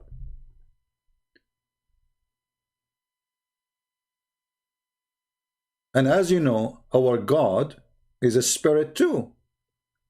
Not like your God, who is just a piece of concrete, a samad. What is a samad? Samad is from masmud, which is a whole, have a solid body around it. In Arabic, we say masmuda, which is taken from the Aramaic word, which is a place you put your coin in. You make an empty bowl from a clay, and you make a hole in it, and that is what masmuda is. So your God is a clay and he's empty from inside. Once I was taking I have like two Muslims. One of them is an old man, older, and the other one is younger. And the younger, you know, they cannot take it to see a Christian. He's like an Arab Christian. They cannot take it. So right away he started to argue about religion. So we are eating, you know, and then he says to me, you know, I have a question for you about Jesus, you know. And the old guy, he said to him, don't go there. Let us eat. We don't want to talk about this. The younger one, he insists. I said, that's okay. Let him ask. So he said, if Jesus is the Son of God, how come his father let him be killed? I said, well, you got a point there. You get a point. If Jesus is the Son of God, how his father let him get killed? But look what happened. And I said to him, but according to you, Jesus must be then the Son of God. He said, how? He said, you just told me if he is the Son of God, his father will save him. Isn't it? This is what happened in Islam. If he is the Son of God, his father will save him. But this is what happened in Islam. God saved the Son. So your logic always works against you. And we Christian, we don't believe that God, he killed himself. That's a lie. There's no verse in the Bible says such a thing. You are fabricating news about the good news. This is how Islam can survive, by making gossip against the Bible. Gossip, lies, fabrication.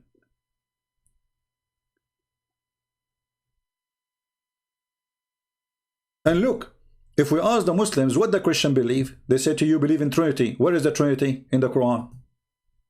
Any Muslim can show me the Trinity in the Quran? The Trinity in the Quran is the most confusing, stupid Trinity ever. According to Muhammad, the Christian believe in Jesus and his mother and Allah. That is the Trinity. But there is no single Christian believe in that. And not only that, Muhammad, he is so confused to the point he say this. Look at this. This is a chapter 5, verse number 72. It says that the Christians, they disbelieve those who say that the Messiah is Allah. Well, if the Messiah is Allah, so what is the Trinity?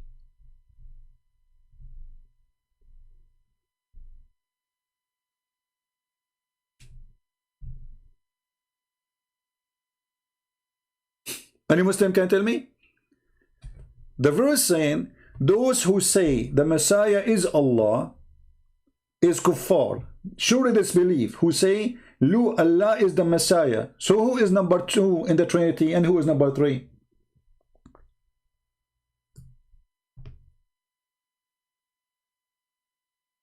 Any Muslim can tell us? We have a servant of Allah saying, don't listen to this guy, he is misleading you. Yet you cannot refute me, my friend. Is that how misleading working? You cry like a baby, but you cannot refute me? Get me busted. If the Messiah, according to the Christian, is Allah, so who is the second person in the Trinity? Any Muslim can tell us?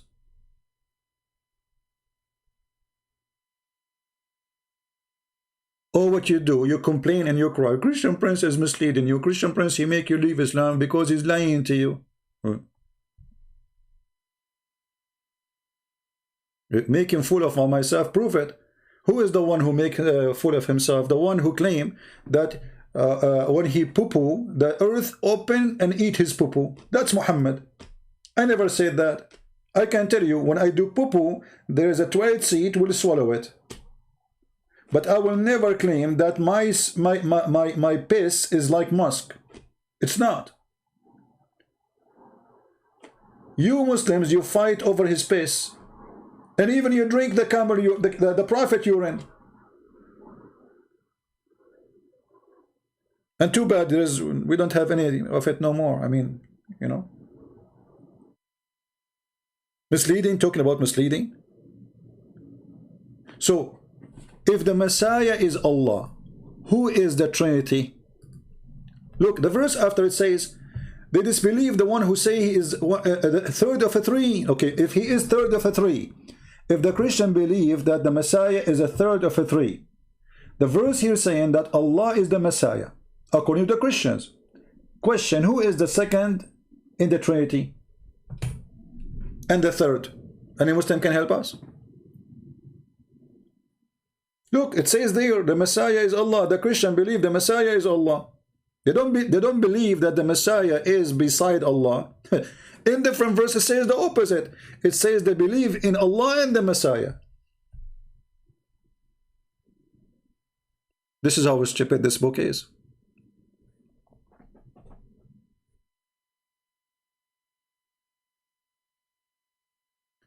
The verse after it here, in verse number 75, chapter 5, it says that the Messiah is a messenger. All messengers before him, they die. Look at this. Messenger like whom passed away. But did Jesus pass away?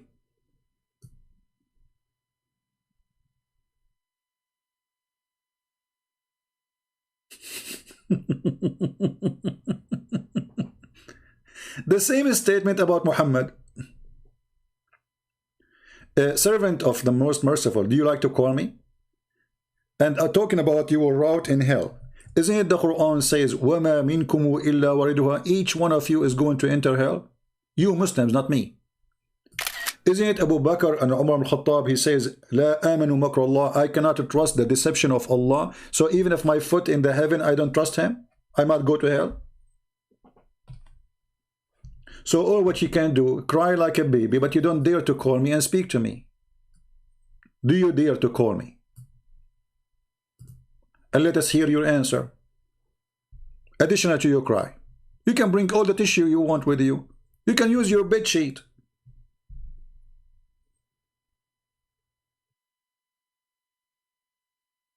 Do you want to do that? Or you want to stay crying? Play victim.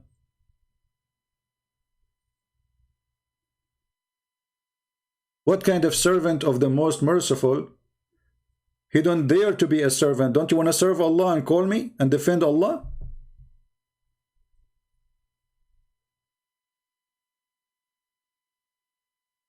I am the agent of the Dajjal. Let us talk about Dajjal then. You see, you are inspiring us to laugh at Muhammad. Guys, you are the agent of this Dajjal. According to your prophet, there's 30 Dajjal. Which one will come? Can you count them for me? There's 30 men, they will claim to be the Messiah. Why everybody want to claim to be the Messiah? Nobody want to claim to be Muhammad.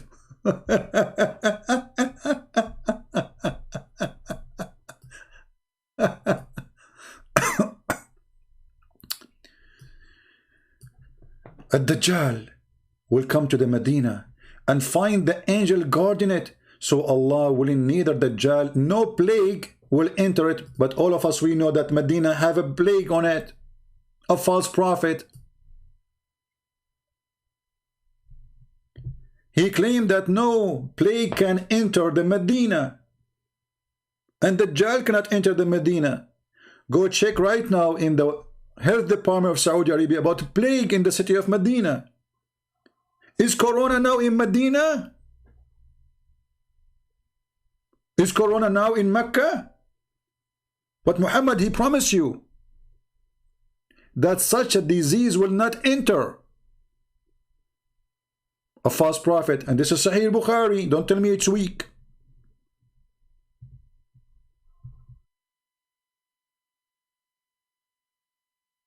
My friend, you are too small even to say my name. I don't have a mirror in my house because I get scared.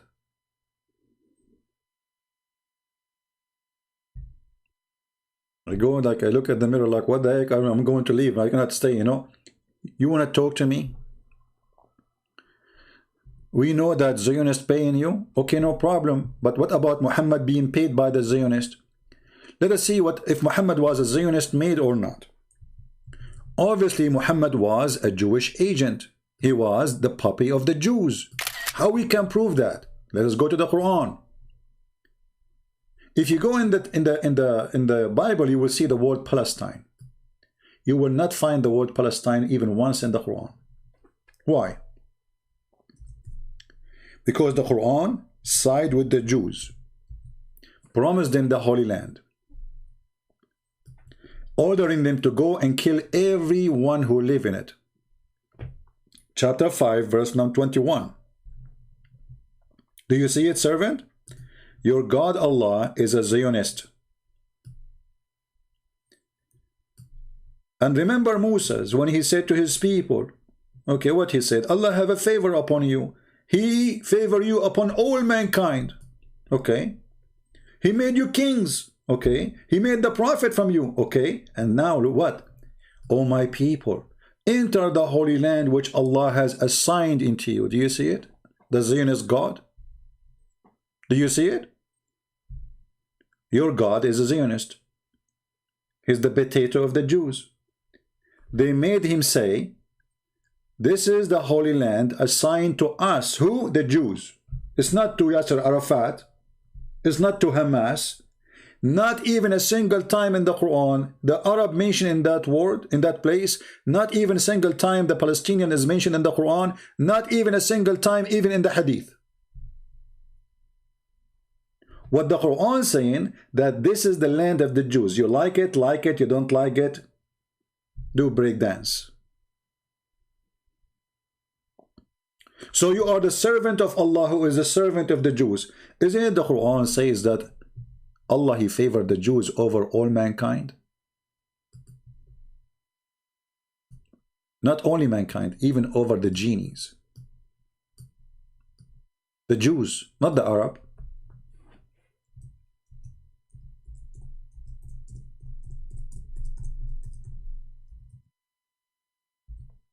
Look at this. Look at this. Your God is a Jewish made person. Chapter 2, verse number 47. O Jews, O children of Israel, remember my favor upon you, my special favor upon you. What is that? I favor you upon everybody else, all mankind. Translation here is false. And here they say for my message. What my message? He favored them. Change the translator. This is Yusuf Ali. Let us take different potato. Hilali and Khan. Miracle will happen now. Look at the translation, brother. O children of Israel, remember my favor which I bestowed upon you. I preferred you to al-alameen, mankind and genie. And between two brackets, in the time appeared in the past, where it says that, it's a lie. It doesn't say in the past. فضلتكم. I favored you. To make it like, okay, they lost their favor, you know, because later Muhammad, he flipped on them, right? So But it doesn't say that in the Quran. That's why they put it for you between two brackets. Do you see it?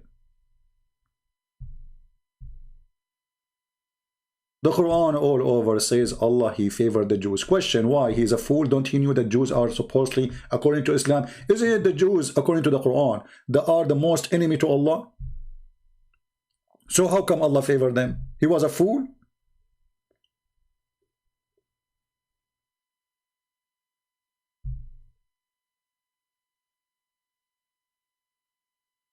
Who's next?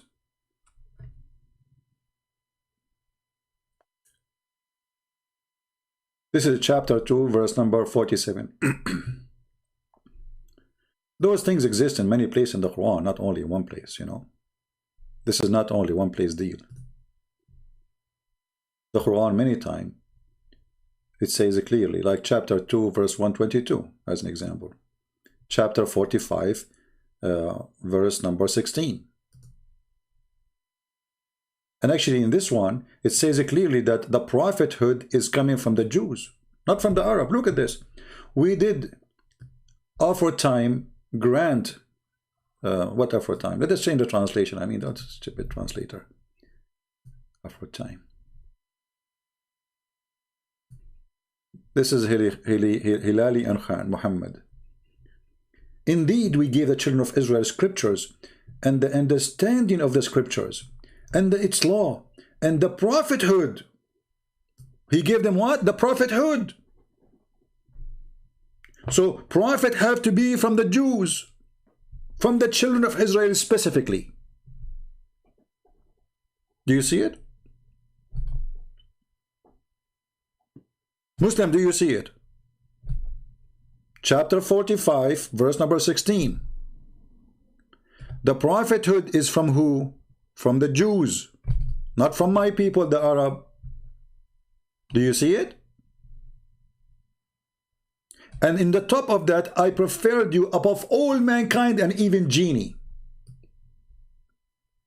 And then again, between two brackets, making jinns, and for the time and period. Where it says that? Where it says in the verse, period of time? Where it says that? It says here, فَضَّلْنَاكُمْ عَلَى الْعَالَمِينَ فَضَّلْنَاهُمْ عَلَى الْعَالَمِينَ. Where it says, for period of time, coward liars. If you change the translator, you will find that those words disappear. Period of time.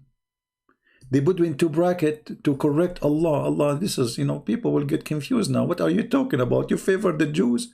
Don't say that. You should say, can't Allah, He says, for a period of time. Why are you adding it? Why you are adding something to the verse, it is not there? Because you are a liar. Look, we changed the translation. We did not change the book, just a translator. Both are Muslims. And exalted them above the people of the whole world. Where is the past for a period of time? It's gone.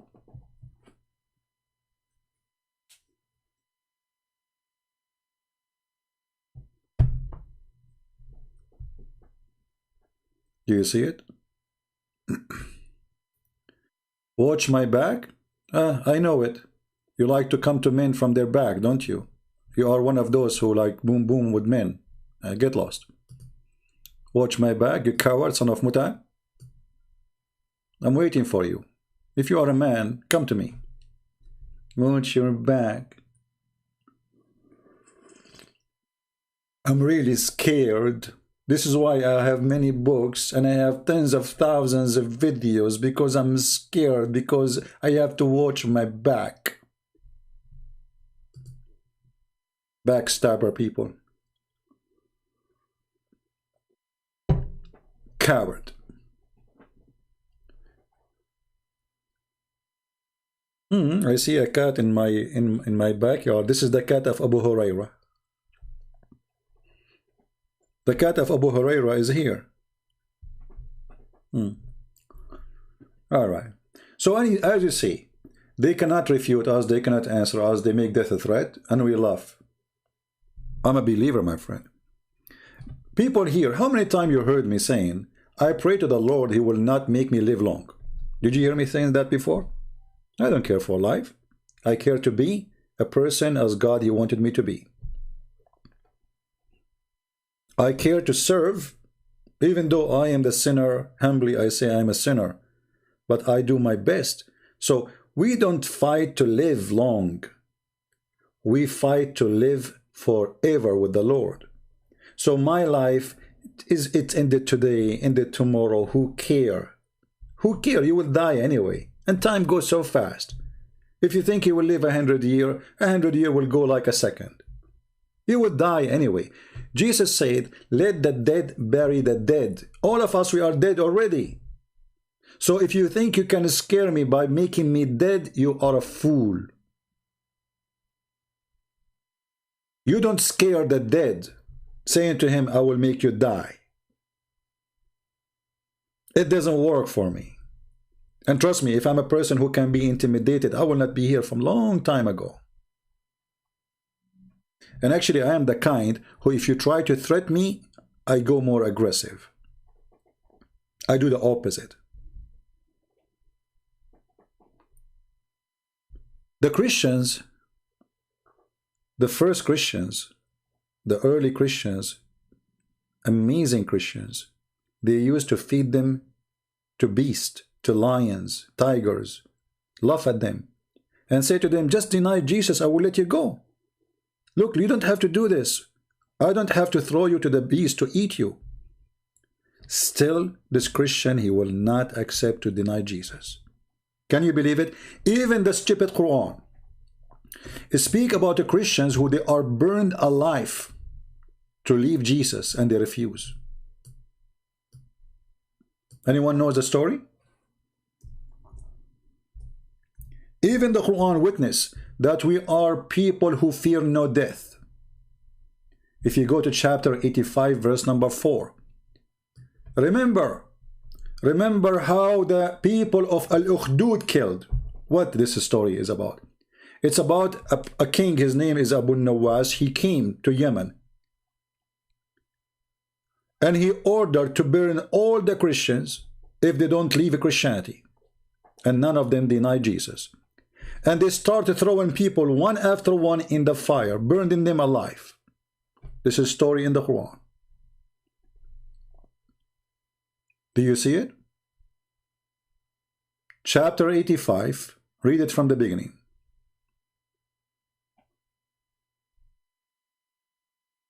And the Quran calls us believers.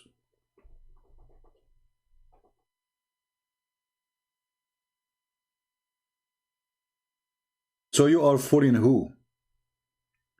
We are the people who they throw them in the fire and we do not deny Jesus. The one who keeps saying reference, please. Don't you see the screen? Are you blind? It's in the front of you.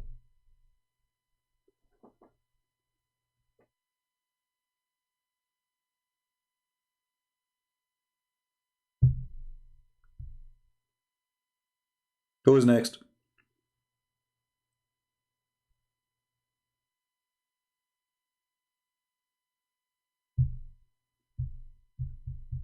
I say to you, you better watch your back, not me.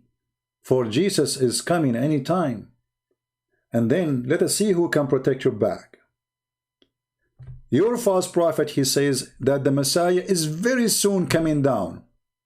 And until now we are waiting. False prophet.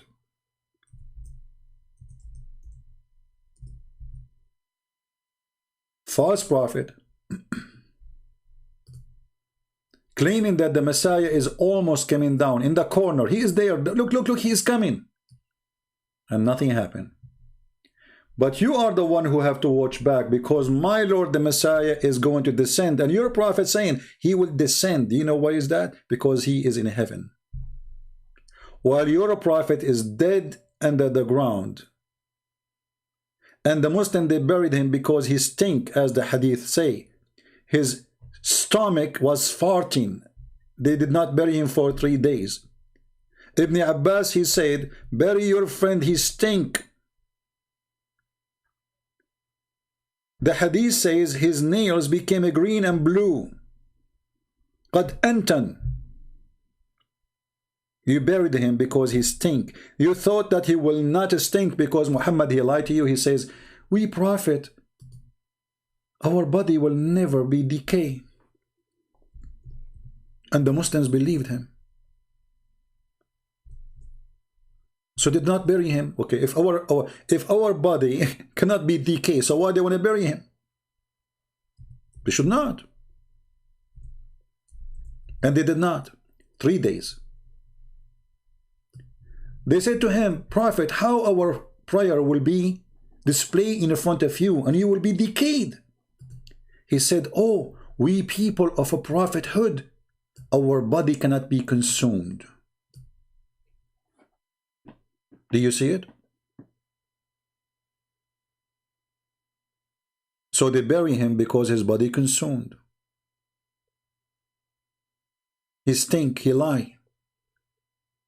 Why you don't Muslims open the grave of Muhammad? Let us see what happened to his body. If this is true, his body will be the same as it was in the day he buried, which was a stinky anyway.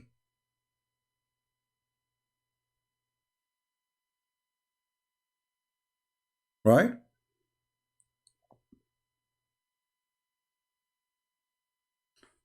I invite you Muslims to believe in the Messiah. He's the only one can save you. Muhammad is a stinky. He stink, he die, he rotten. And this is written in your books that he smelled bad. He was farting, his belly was going to explode. And they buried him before it's going to explode. Do you know why his body? I mean, this has happened to everybody, by the way. If you are a person and it happened, you die, and they leave you out of the grave for a few days, then your belly will become big. Why? Because the bacteria is going to digest the food you have inside you. And all kind of gas will come. And the gas is not coming out. So your belly will become big. And then you will start farting every few minutes. The gas cannot be held inside you, and the gas will coming out from your anus. So Muhammad, he stink. It says in the hadith, قَدْ رَبَى بَطْنَهُ. Who is a Muslim when I say to me, this is not true? That I'm making things up.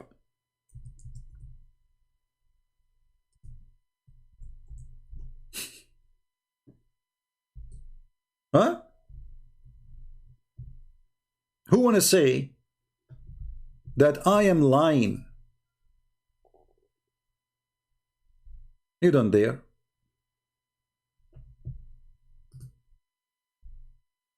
قَدْ رَبَى بَطْنَهُ وَقَالَ إِكْرَمَةً. And Ikramah, he said, blah, blah, blah, blah, blah, blah, blah, blah. At Ibn Abbas, he said, إِنَّ رَسُولَ اللَّهِ يَأْسَنُ كَمَا يَأْسَنُ الْبَشَرُ. The messenger of Allah, he stink as all human beings stink. He what? He stink? Yes, my friend, he stink. As all human beings, they stink. So you're a prophet when he says, oh, we are the prophet, our body, nobody, you know, our body will not decay. He was lying.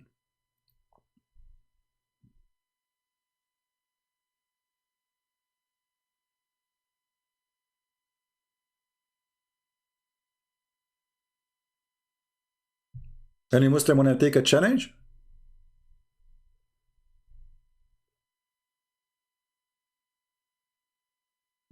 And the Muhammadan who mentioned to me the name of this Fifi and Mimi, look at them, they don't dare even to talk to me. Who is the one who's afraid? I am willing to call them right now. They are not willing to take my call. So who is the coward? Who is the coward? So don't mention to me names of kids. If they are, if Mimi Hijab, he promised the Muslim to debate me. Where is the debate? I called him. I am the one who called him. He hung up on me more than 6 times, and then in less than 3 minutes, we did not debate.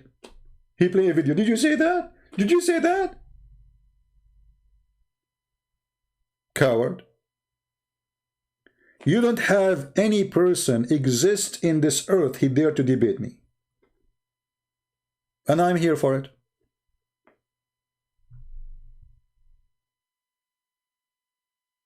I'm here right now. Let us prepare for a debate. I'm willing to debate you face to face if you are a man. Face to face? Why you want to do what face to face? What is it? What difference is going to make face to face or bump to bump or shoulder to shoulder? People, they want the answer. Face to face, you do it only face to face, brother. Yes, brother, we do it only face to face, only with a Christian prince. We debate anyone in the internet except Christian prince. We have to do it face to face because they are looking for excuse. If you remember, there was a guy in the Philippines. He, you know, the people, they send me his video saying this guy is a challenging Christian for a debate. I said, okay, that's wonderful. So I contact him in his Facebook. I texted him. I posted. I made a video. And still he don't answer. And he posts his phone number. So somebody, he live in the Philippines, he called him. Somebody, he live in the Philippines, he called him.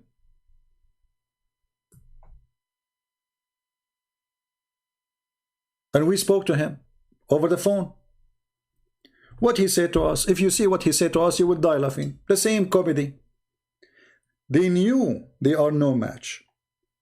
The same as Shabir Ali. He agreed to debate me. Then he bought my book. Then he said to ABN TV, sorry, I'm busy with my PSD. He's busy. I mean, what you can do? The guy is busy. Hello? They are busy. Hello. Let us see where is the story about Rashid in the Sun.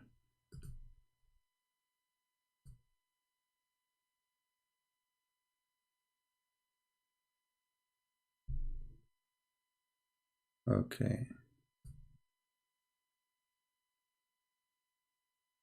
Maybe here, I don't know. Sam vs. Christian. Okay, hold on.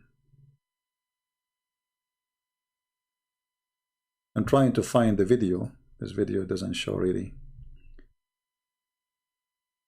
Maybe it's not in the internet no more, I don't know. Here we go, you found it. Show me your face. Why? Show me your face. Give me your name. Christian, you don't want to... See, you want to be known by people. That's why you want to debate. Guys, I want to be known. This is why I'm going to debate him. I want to be known. This guy was acting like a lion. Who is a Christian want to debate me? Who dare to debate me? Where is the Christian to debate me? And then I said, okay, let us do it. And then what? Show me your face. Show me your face. You want to be known. Christian, you don't want to... You want to be known by people. That's why you want to debate. This guy, nobody heard of him. I am the one who need to be known.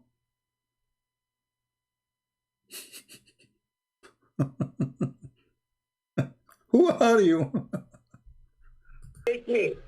And you accuse me of a lot of bad things. If you're a Christian, if you're a good Christian, you will not be like this.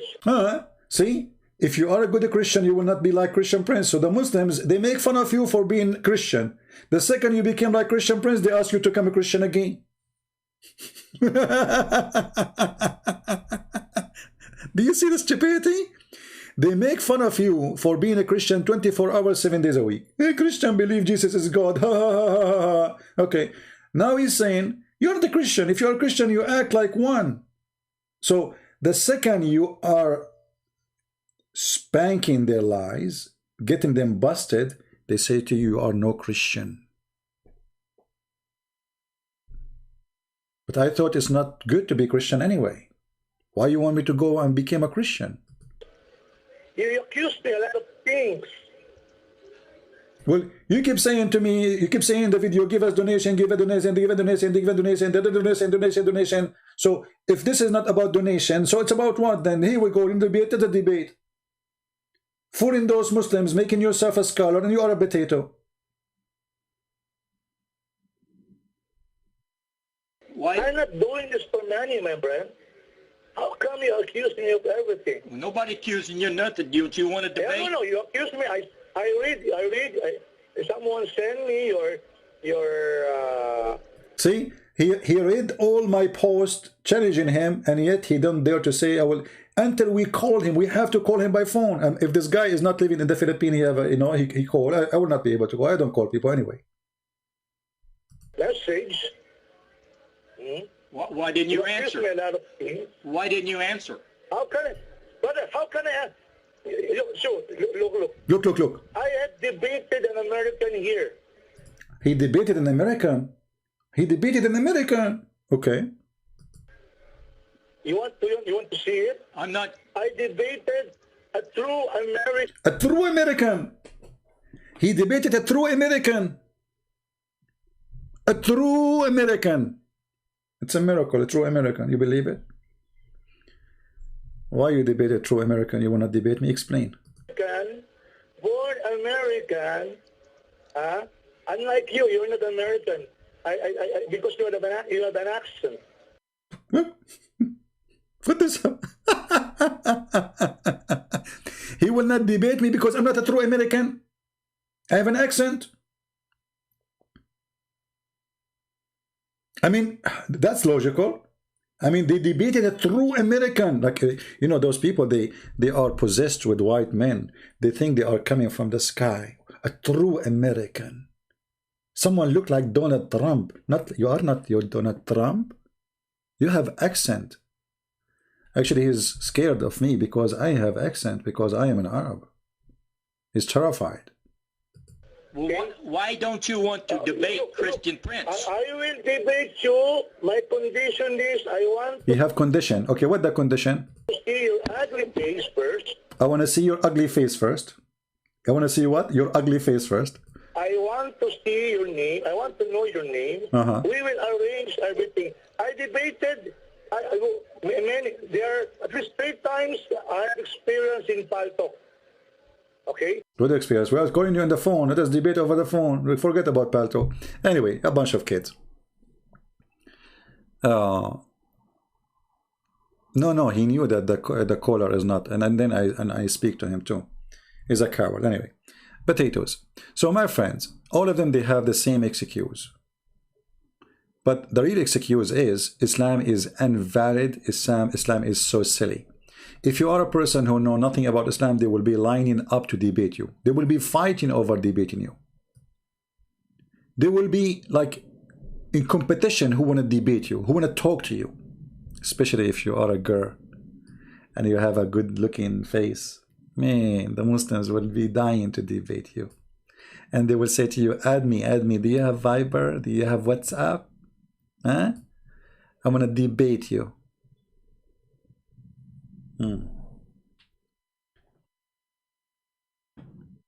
That is Islam. So anyway, my friend, they cannot debate us for a very simple reason.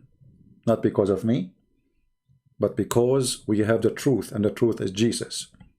When you want to debate a cult, the first thing you need to do before you go to war with the devil, what do? You don't go and say, devil, hey, I want to fight you. You have to be ready. You have to prepare yourself. You have to be armed. So you have to be armed by 2 things. Knowing your religion, your belief, if it's a religion, it doesn't matter what religion is you are believe in. And if you are a Christian, knowing the truth, which is Jesus. Knowing how to refute them about the Bible, all their lies. So you have to educate yourself very well about the Bible, and then you read about their stupid cult.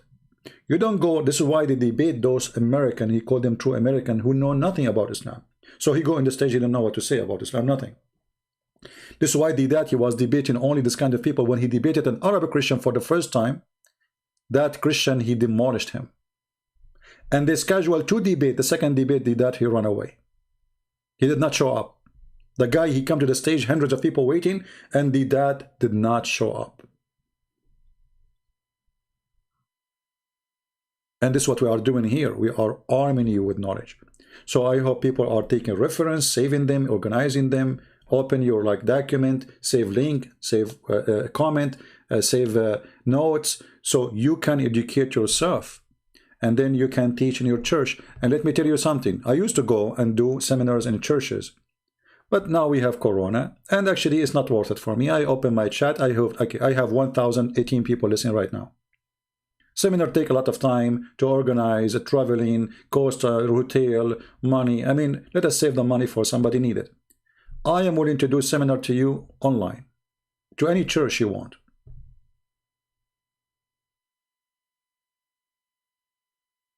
Even if it's a smaller group, especially if they are people who they are teaching in the church, which means they are priests or they are ministers. I will be happy to teach them. I will make a special class online, blocked one for those people, so we can educate them about how to refute this garbage.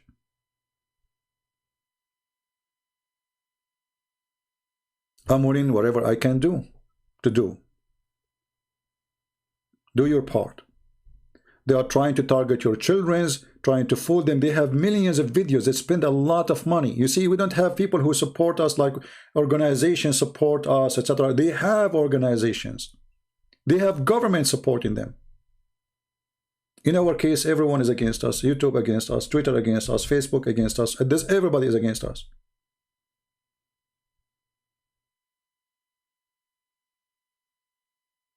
But it doesn't matter who is against me if the Lord is with me.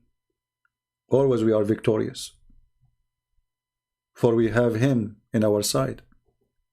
So we don't worry about who do agree with us, who don't agree. Even sometimes there's people who claim to be Christian. They say to you, you are not being gentle to the Muslims. You are being rude.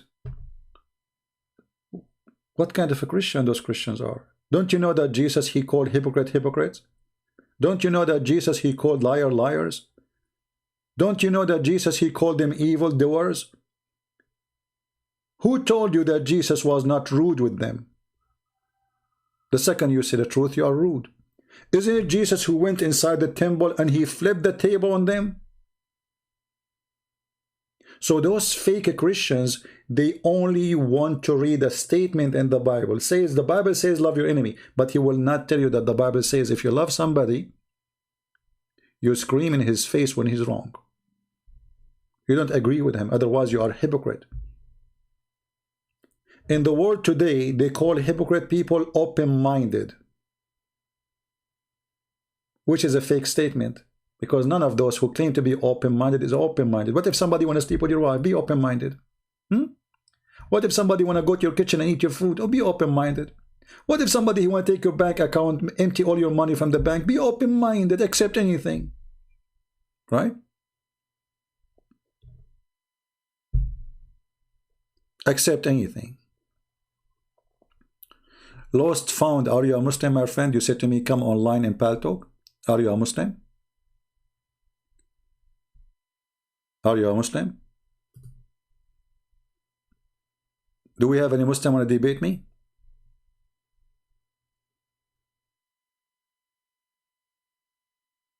Anyone?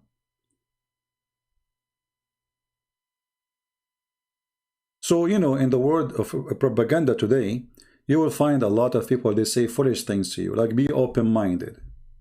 What open-minded?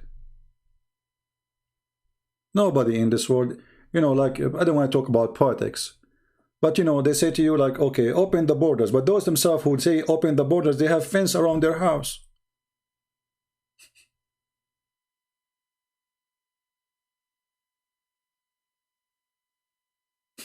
You know what I mean? Hypocrite people. Those who don't want to dig for oil, they are driving the most expensive cars, like Joe Bite Me. What kind of cars he's driving? Or he don't drive, he have driver. See how much money they are saving? What kind of cars all his Secret Service they are driving? Are they the small cars with 4 cylinder or V8? So they say things and they do the opposite. And they say to you, we need to save energy. This is how the world we live in today. You know, everything is upside down. They give you a speech about supporting the poor, but none of them is a poor. All of them, Republican, Democrat, doesn't matter. You know, Trump, he speak about defending the poor. He want to give them $600. What's $600, you idiot? how much money your daughter she spent over the tips in the table. $600, and now they want to make it 2,000. What 2,000 would do? Hypocrites. And they are fighting over who wanna give more, supposedly.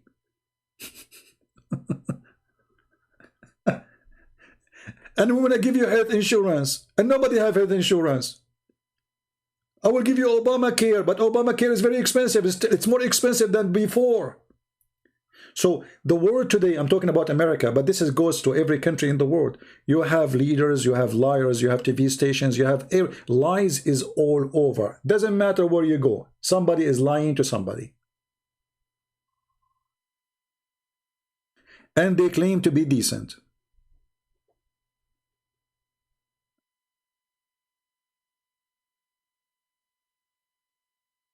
Somebody saying, welcome to capitalism. This is not capitalism. This is deception. You see, capitalism is there is a person, he's rich, and there is somebody is a poor. I understand. Somebody is a businessman making a lot of money. Somebody is working for the businessman. I understand. And I am not a supporter of communists too, because communists is evil too. But you don't lie about the truth. You don't provide us with false dreams and false promises. This is what Islam does. Islam is a form of capitalism. And Muhammad, he promised you to be rich in heaven. He deceived you by money. Even Muhammad, he says to you clearly that you will be more rich than 10 kings, 15 kings, 20 kings.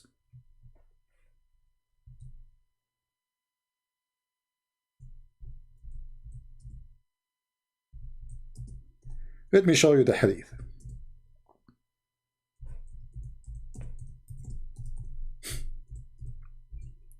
All of them, they are like Muhammad. They promise you before you elect them that they will make you rich as a king. We will fix the economy for you. You will become rich. That's it. Joe Biden is coming. That's it. Corona will die tomorrow. And tomorrow never come. And we will have amazing economy tomorrow. And then you will see the gas price right away is going crazy. And you are going to lose your job. But I will make you rich. Just wait. Don't worry. Tomorrow. A person who came to Allah. And this is the last one who enter heaven. Read carefully. A person asked, who amongst the inhabitants of the paradise is the lowest to rank? Who is the one is the lowest?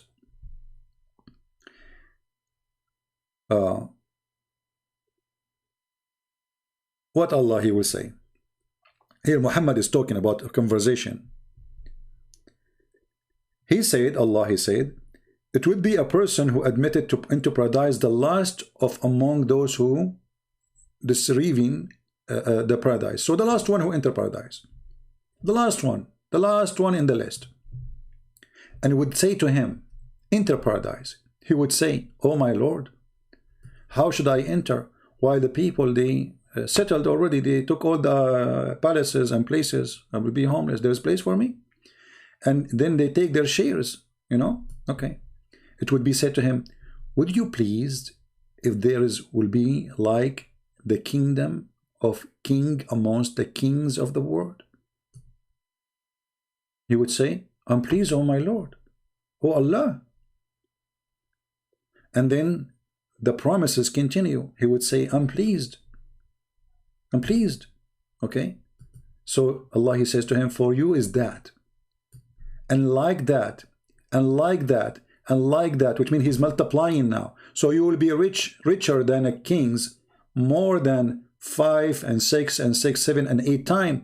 And then the guy, he will say, enough, enough, Allah, that's enough.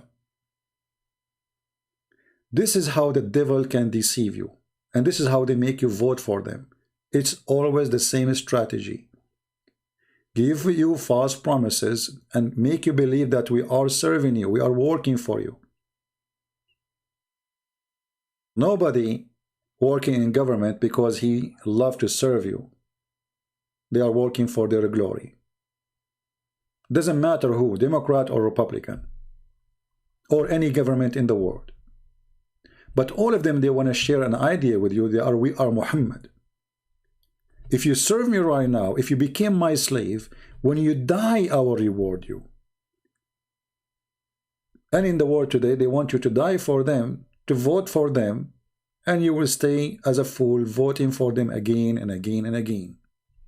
They lied to you before, still you believe them, for you are a fool.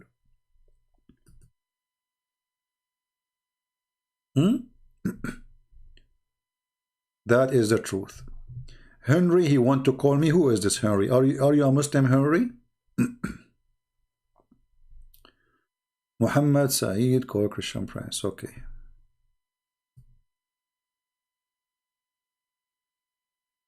I wanted to challenge you. Okay, are you a Muslim, Henry? Why you call yourself Henry if you are not a Muslim? Are you a Muslim? I mean, if you are a Muslim, you don't call yourself Henry. All right, I will open my pal talk for Henry. Just for you, Henry. I will not accept anyone else.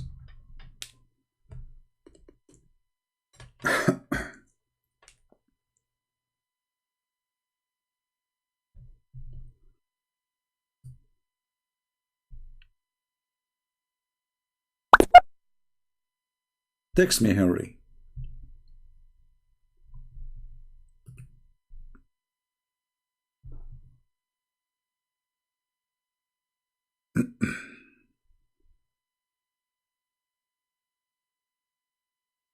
Okay.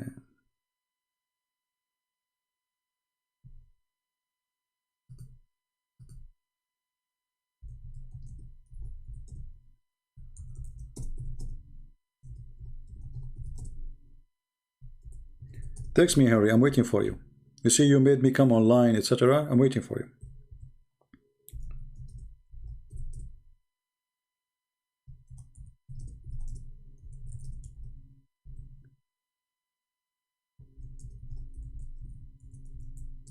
So all this time you are saying, I want to talk to you, I want to talk to you, and you did not text me?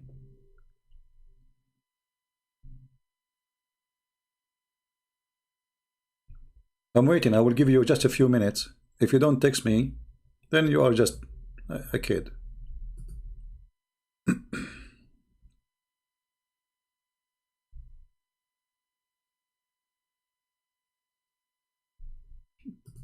I'm waiting. Just text me, say I'm Henry, and I will call you immediately.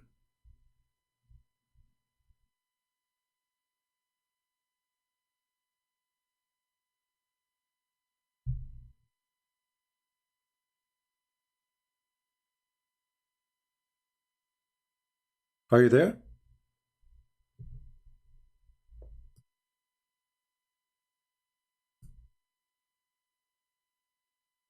Okay, we'll give him a few minutes. So many false liars, they are exist, and they have, and there is many form of religion in this world today. It can be politics, it can be you know, parties, it can be many things, but all of them, they do the same. They use the poor, and after they use you, they chew you, and they spit you out when there's no need of you. Before election, all of them, they come to you, they shake hands with you. Suddenly they are, you know, down to earth, you know. But after that, you don't see them. After that, you dream to see them.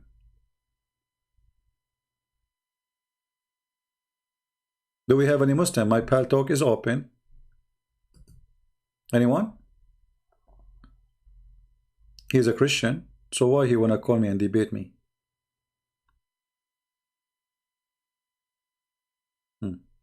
All right, let us then log off of pal talk. No problem. All right, so guys, thank you very much. I've been here for long enough, and don't forget to download the video. As you know, we don't keep our videos for long, so this video will be taken down very soon, maybe a few hours. I will leave it maybe for until night time, my time, which means maybe 8 hours from now, to give you enough time to download it, share it with your friends, and please don't forget to subscribe to those who download my videos and put them in their channels, because this is how you can find my videos which I deleted. All right, If you look at my channels, this is not, by the way, this is not even my official channel. This is just one of them. That's why I have a small numbers of subscribers. But doesn't matter really. Wherever I go, I open the channel, we will have a lot of people watching.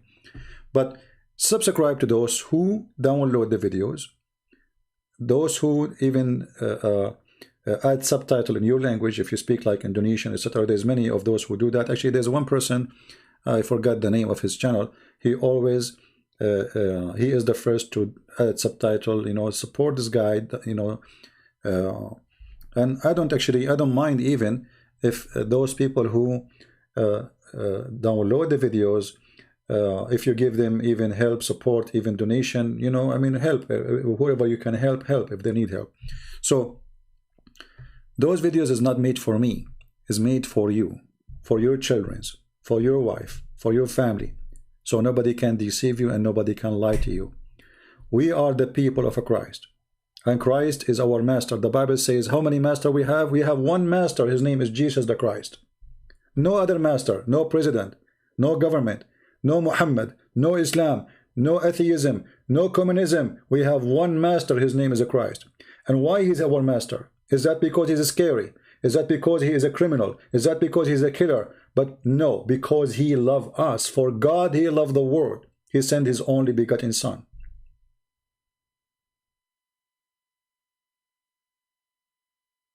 We belong to him. And he belonged to us. I know my sheep, and my sheep, they knew me. So by him, we are victorious. Not by false promises of false prophets who promise us virgins in heaven. So we will go from earth to other earth. And now in other earth, we are just more sex addicted, horny, like sick, non-stop having sex. What kind of heaven this heaven is? This is silly. This is stupid. God, he created sex for a reason. Because if there's no sex joy, no man will have sex with women, and no women will have sex with man. They will become like a hard job to do, and nobody will have children. So even that was for a reason. In Islam, the reason is only sex. In Islam, Allah will create for you women who they have no jealousy. Why? Because they became a machine. She have no emotion, no jealousy. Allah will kill the jealousy in women. Even the women who go to heaven, they will have no jealousy. What Allah he want? He want only the pleasure of the man. So the man, he don't want to have headache, women fighting over him. He want women just taking off their clothes. Group sex. Thousands and thousands of women around you having sex with you. And Muhammad, he promised them that each time you have sex with the women, your orgasm will be 70 years. 70 years. Orgasm. How sick. And if you have 72 women, only, not 80,000, because 70, the 70 number is for the lowest Muslim. This is the lowest. So if you have 70, and each one of them, or 72, and each one of them, you will have 70 years orgasm with her. 70 years orgasm? What does that mean? That means that the woman number 72, in order to sleep with her, she have to wait for 5,040 years until her turn come.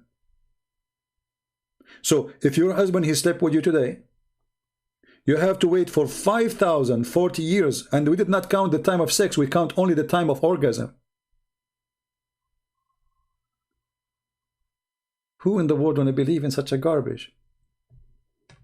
5,040 years you are waiting for your turn?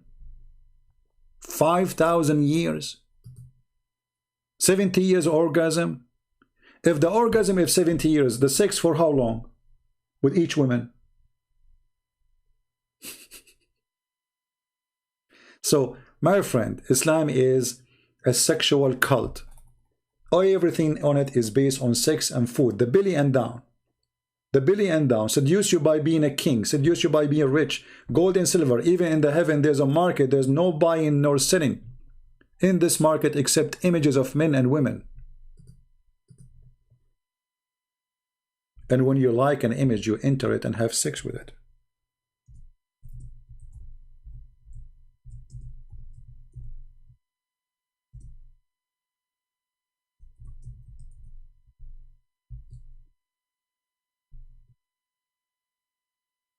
Muhammad, he said, and we will finish our video with this. And again, we said we will make short video. This is how short my videos are. Very embarrassing, isn't it? The Prophet, he said,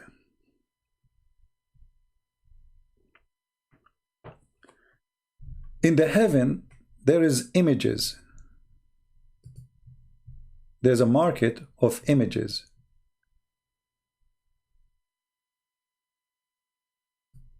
I mean, like a gallery, you know, gallery, art. Allah is artist, hippie. Indeed, in paradise, there is a market which there is no buying nor selling except for images of men and women. So whenever a man desired an image, he entered. Muhammad even promised you to be a homosexual. So in the heaven, there is images of what? Men and women. The customers are what? Are men. So the man, whoever a man, he liked the image, which is images of men and women, he entered to have sex with it. This is religion. Is this a religion? Virtual sex magazine. Images of men and women. You go, they open, you give you a magazine. You flip the pages. Oh, this guy, oh, he looks so good. So you jump with the guy and you have sex with him. This is God. Somebody saying that the hadith is da'if. Oh, well, okay. This is Sahih at-Tirmidhi. How the Tirmidhi is Sahih and it's da'if. If you search right now, what are the books of authentic? Is at-Tirmidhi one of them? Let us see.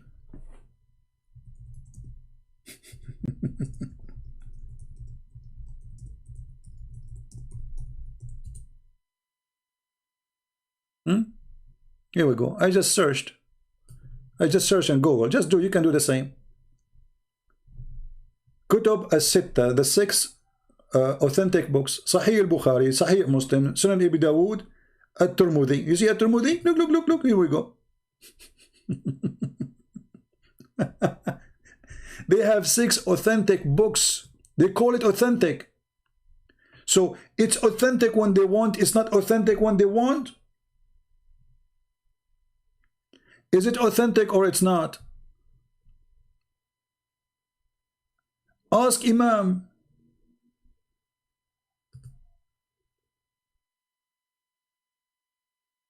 Ask the Imam, brother. Here we go. They have it for you in the shelf. Sahih al-Bukhari, Sahih Muslim, Abi Dawood, An-Nisa'i, Ibn Majah. Where is it, Tirmidhi? Where is the 6? Ah, here we go. At-Tirmidhi, we miss it. Here we go. You see it?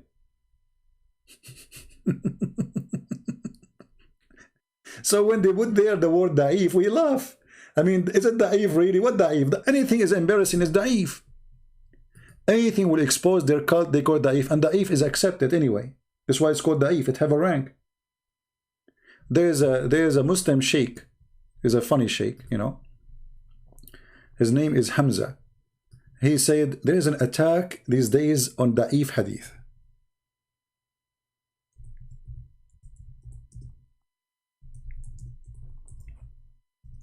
And he says da'if hadith did not flunk. It passed.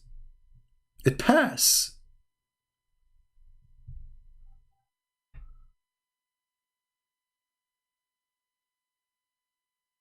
It what? It passed. The ulama dealt with it by saying that for fada'il al-a'mal, Let us see, hold those on. actions that are virtuous, you could use a weak hadith. if it was a virtuous action and it didn't relate to a hukm. In Aqidah, the opinion of the Ash'ari and the Maturidi is the... And here is explaining to you how confused the Muslims are, you know. But at the end of the day, he will say to you that the weak hadith is it pass. They don't. And so this argument against the weak hadith is a weak argument. And that is why Imam al-Awza'i, they don't. And Nur al-Muhammadi, which is a ahad hadith, is not used in Aqidah. Oh boy. Or the hadith that تُعْرَضَ عَلَيَّ أَعْمَالُكُمْ or أَعْمَالُ أُمَّتِي in Al-Bazar, which is a sahih hadith. So the ulama don't reject weak hadith. They don't. And so this argument against the weak hadith is a weak argument. The argument against weak hadith is a weak argument. Remember that. The argument against weak hadith is a weak argument. And that is why Imam al-Awza'i, who's one of the great imams of the ummah, who was as learned as the four imams. Anyway, and then he said to you that the weak hadith did not flunk. It passed. It passed, my friend. That's why it's called weak. Karihahu, like, you know, let's move where. I mean, this video is long. You know, again, it's based on the hadith of Yasin. It's you know, that Yasin is, you get the intention of what you read it for. So if you read it with a niyyah, then it has that blessing. Oh, hold on. Hold on. Look, this guy is saying you are taking his lecturer out of context. Some sheikh, they said there are only 500 mutawatir hadith, and he said mutawatir are certain. Who care about this? He just said to you, still you have to accept the weak hadith, if it's mutawatir or not.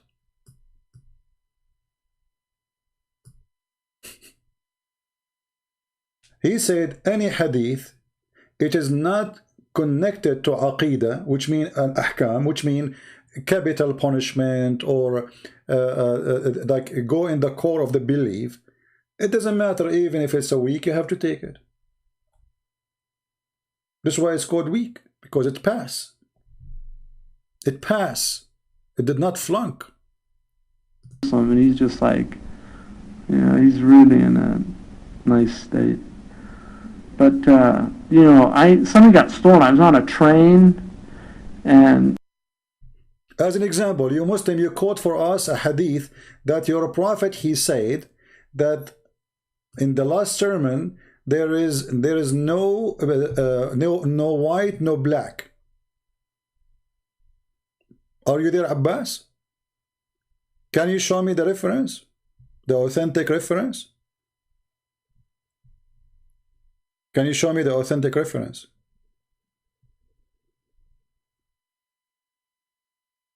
You think that Sheikh Hamza is better than Imam Muslim? First of all, you don't have the book of Imam Muslim. This is how stupid you are. You said in the beginning of the book of Imam Muslim. Where is the book of Imam Muslim?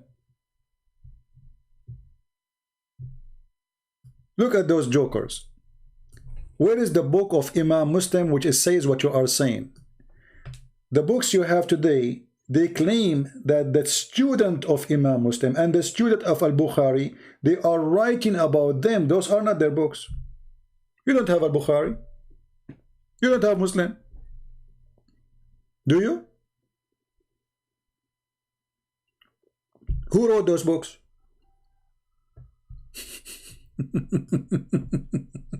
The same as your Quran. Who wrote the Quran? What a joker you are. Now listen, Abbas, I want to go with you. Let us play the game of Sahih. Guys, Abbas, he just said he accept only Sahih Hadith. You challenge me to prove it? That Muhammad body stink? Okay, let us see. Hold on. Oh, guys, he challenged me. No problem. All right.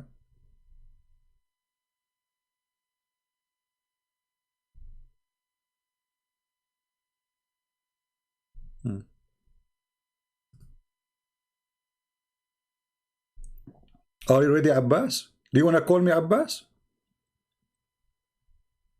Do you like to call me? I will have it for you ready in a second. I challenge you to show me that the Prophet is thinking. Look like right away he changed the topic. We were talking about Sahih Hadith and weak Hadith, right? No problem.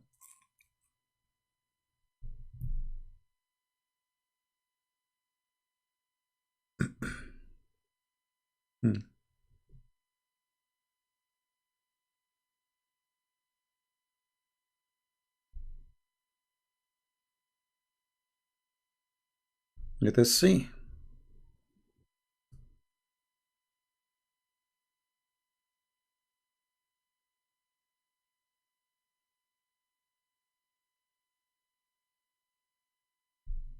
I'm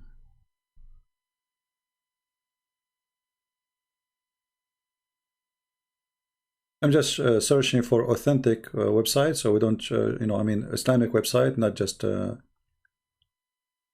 Okay, here we go.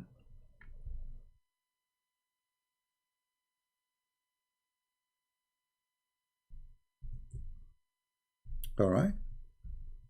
Abbas, do you want to call me?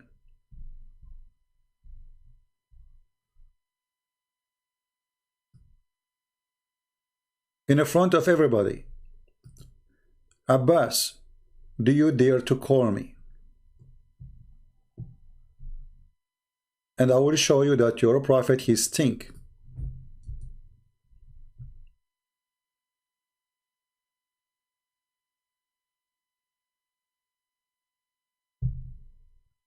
Are you there, Abbas? لماذا لا تتصل بزين خير الله أو على الأقل ترد على تدليسه لقد أدخل العديد من المسيحيين الإسلام. My friend, those people, they are, I don't know if this is true or not. I don't believe that anyone, they listen to them, they can join Islam. However, why you don't ask him to call me? I don't know who is this guy. I never heard of him. Who is this guy? You're asking me in Arabic to call him. No, I am in Paltalk. Download Paltalk, Abbas. I will wait for you.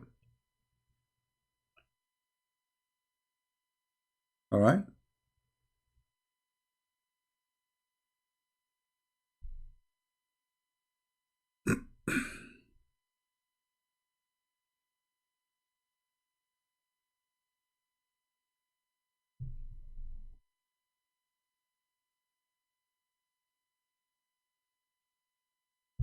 I'm waiting for you.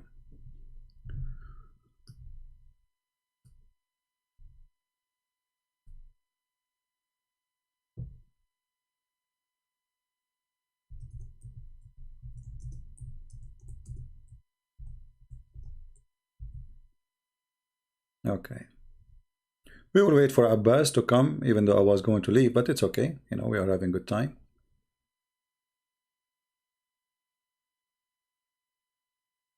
And let us see.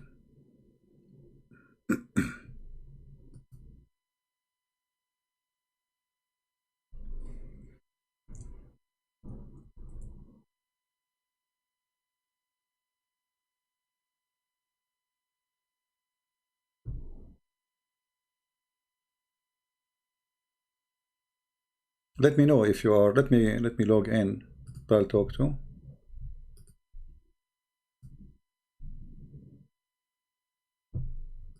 Text me, Abbas, when you are ready, my friend.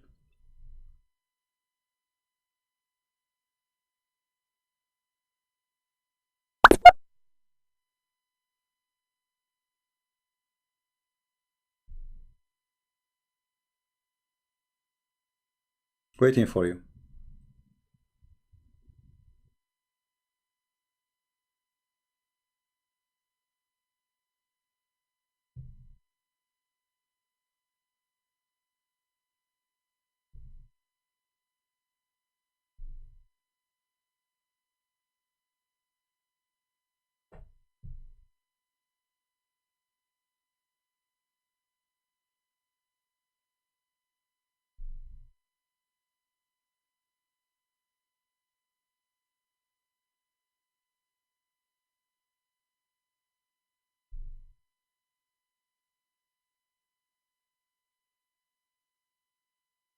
Are you coming?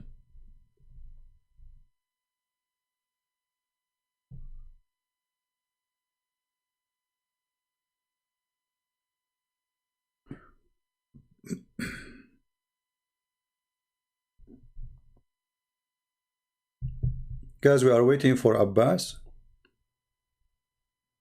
We cannot download Paltalk at the moment.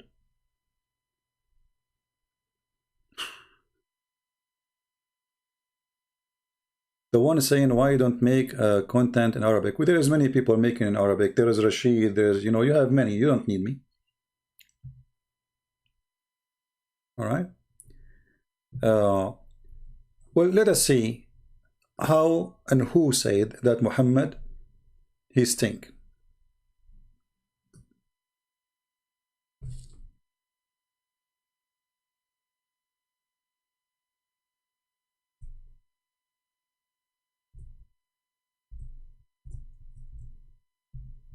Here we go.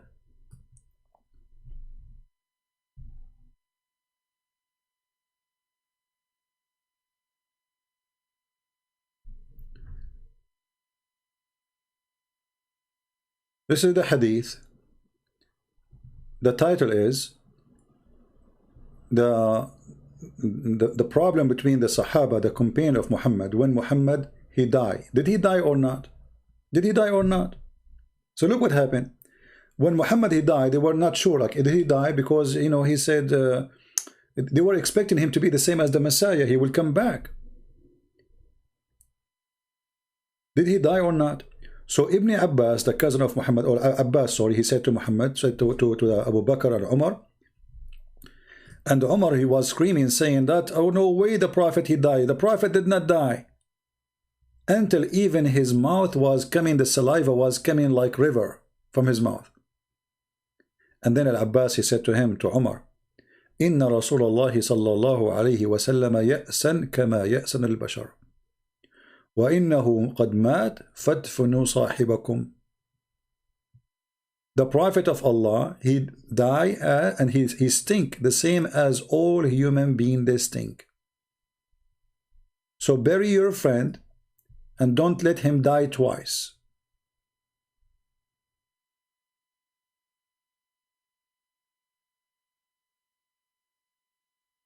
Who is a Muslim will say, I don't believe in this, and this is a fabrication.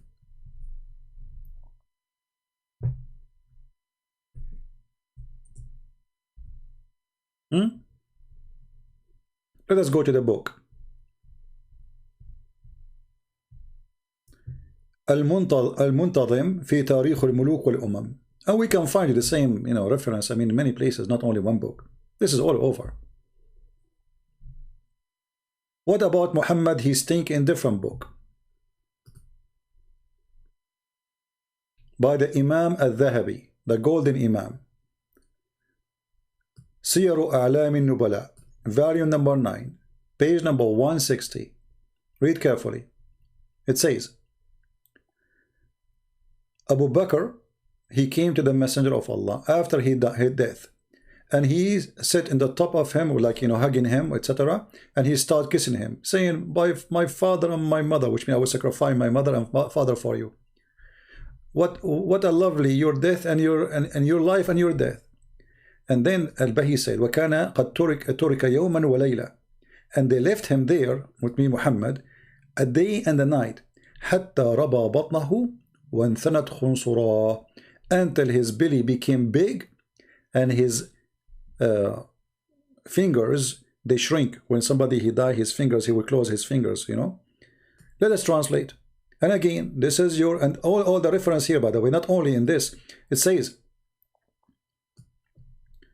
انظر الكامل لابن عدي 654 2. It is a part of a Sahih hadith.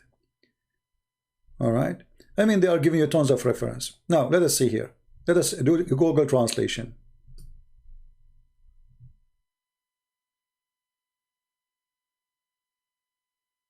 Actually, let us do Google translation here. Don't have to go to Google translation. Here we go. So, Abu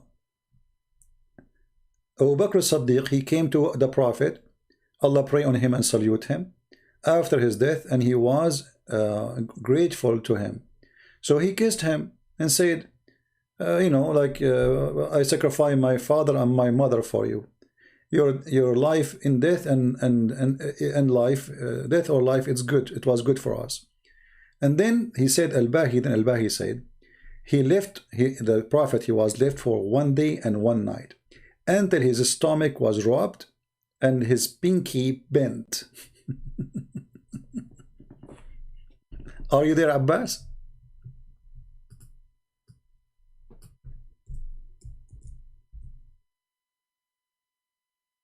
Are you there? Okay. So, you know, Muslims, Muhammadan, they can say whatever they want. They can accept whatever they want. Oh, so you know what? My screen was off. Sorry. Man, all this time my screen is off. Unbelievable. I apologize. Let us go back. I thought my screen is on. Sorry for that. Okay. This is the biography of the nobles. A'lam al-Nubala. Volume number 9, page number 160. And this is Google translation. I thought my screen was on. I apologize. And here we go. It's in front of you.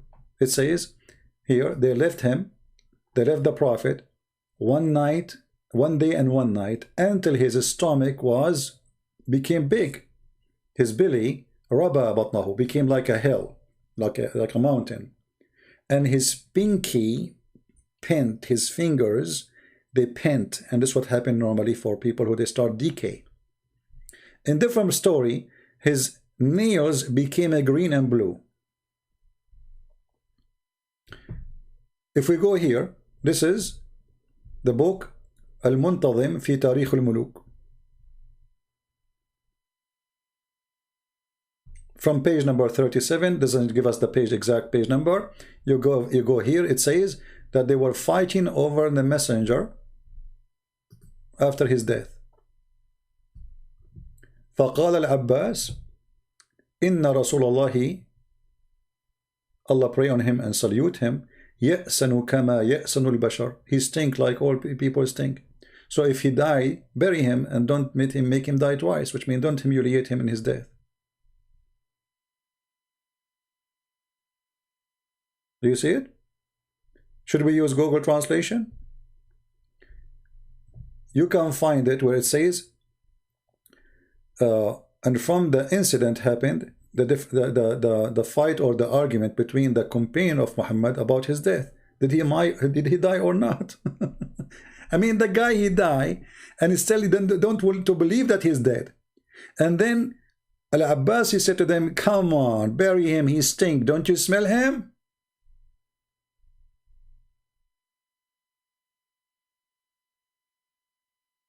Don't you smell him? And then Abu Bakr, he said, the one who used to worship Muhammad, he died. The one who worshiped Allah, Allah did not die. This is the story in front of you here.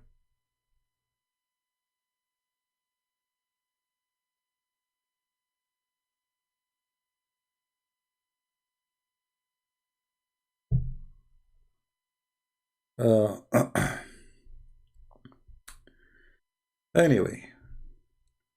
And we can use Google translation for this one too, you know. Let us see what the translation will say. Like, yes, and translate. And let us search for, to make it fast to find.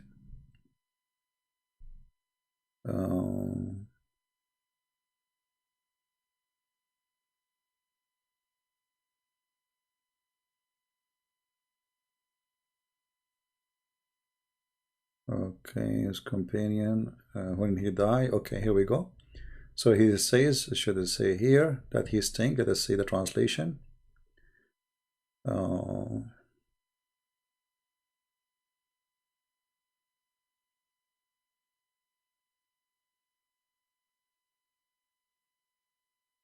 Let's see.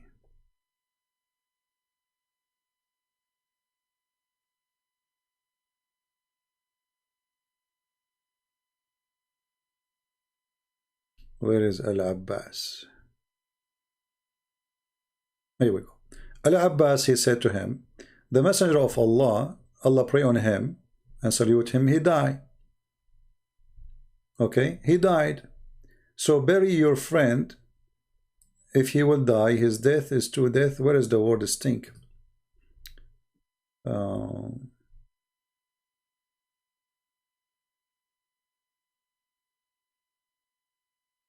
Yeah, it's not showing the word here. There's a word. It says ya'san, kama ya'san al-bashar. I think Google could not find the translation for it. He died, so bury him. Okay, where is the word? Let us see. Hold on. We can use Google translation.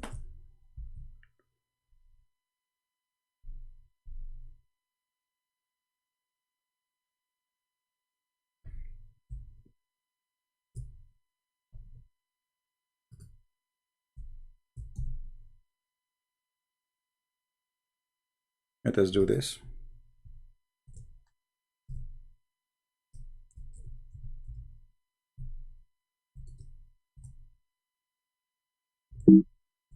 I will try to go to Google Translation, copy the text as it is. All right. So here we go. Let us go to Google Translation. Give me a second. Google Translation. Okay.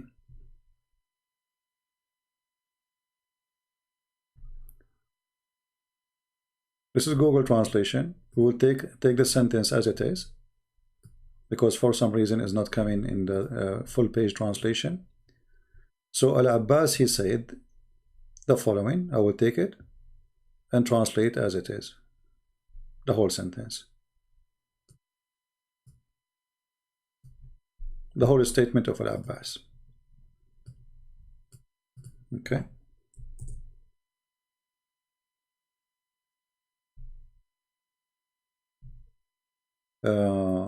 His harm away. Translation as his stink is coming as harm away. Yeah. So he's ya'san. You see the word here, ya'san. Ya'san kama ya'san al-bashar. If we take the word ya'san to the dictionary, you will see that the word ya'san is a bad smell. Actually, we can copy it and see if we can find it in the English translation for the hadith. Let us see. Then you will see that asina is coming from the word stink. Let us see. Yes, and this is غير asin. You see, غير asin, not dirty. So asin is something filthy, something dirty, something stinky. Where it says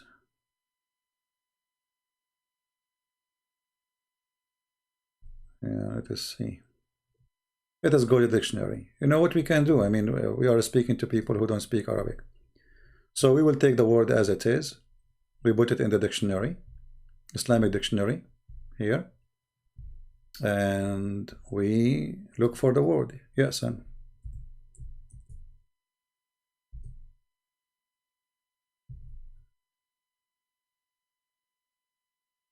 polluted, pollution.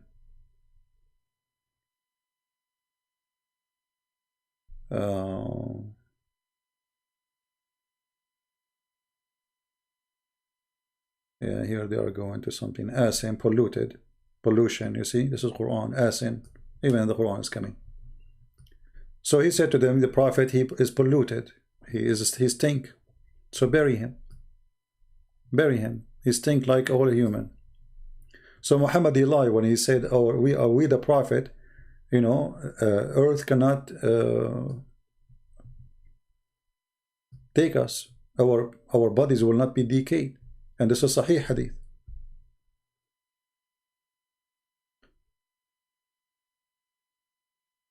Otherwise, there is no need to bury Muhammad. If Muhammad says, my body will not decay, so why you bury him? Right? Why you bury him?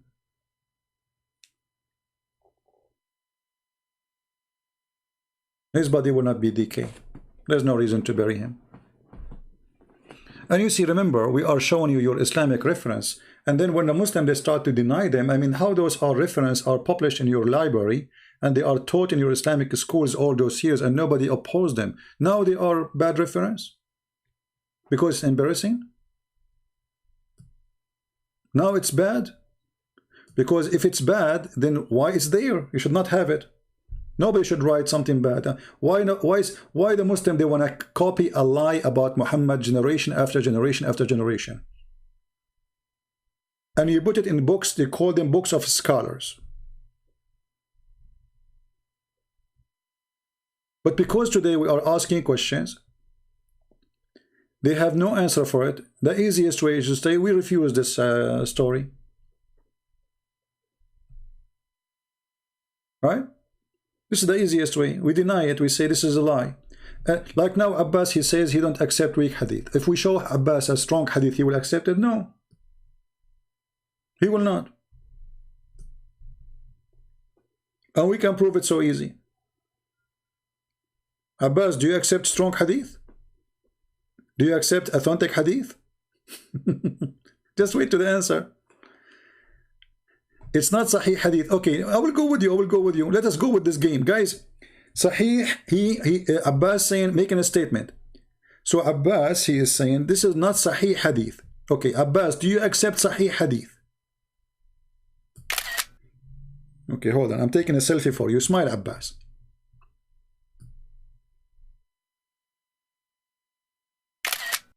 This is a fabrication story and you know it. So why you Muslim write it in your books? I mean, guys, have you ever heard of a believers? They write fabricated story about their prophet as it happened? You know this is fabricated story and you know it. How you know it? Show us. Show us how you know this is fabricated story. Do you have any hadith against this hadith? Saying that Muhammad did not stink? No. So how you know this hadith is fabricated? So because it's embarrassing for you, you say it's fabricated. But you have no proof. Now let me ask you. Do you accept Sahih hadith? People, watch his text. Abbas, do you accept Sahih hadith, authentic hadith?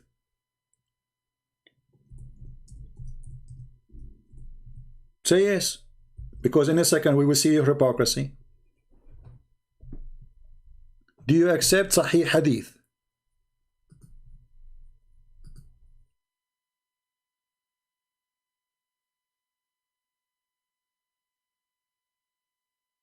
You see, the gospel, the one you call it gospel, we don't call it gospel. It's you who call it the book of hadith. You see the stupidity here? You are mentioning to me a book we don't agree upon. What does have to do with this? All of us, not a single Christian, agree upon those things. So you Muslims agree about those books all those centuries and now you deny them.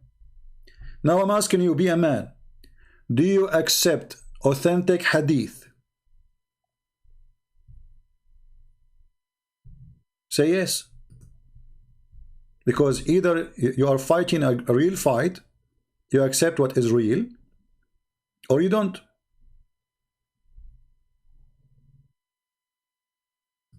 Huh? Let us see the story as an example. Let us see what Abbas will say. We will show, remember, we will show only what is authentic. We will show only what is authentic.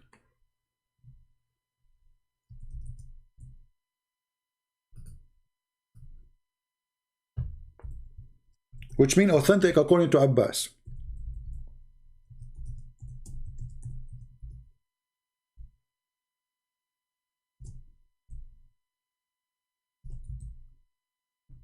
Did Abbas answer? I wasn't looking at the screen.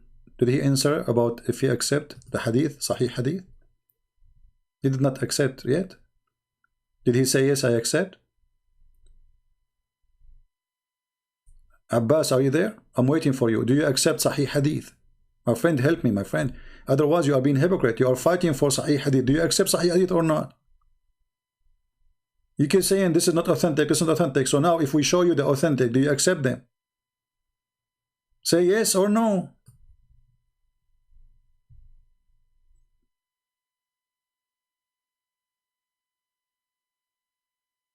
Are you there?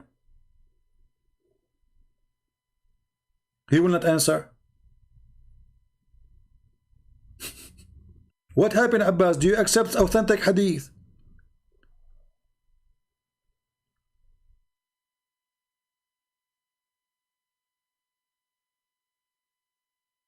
He said yes. Okay.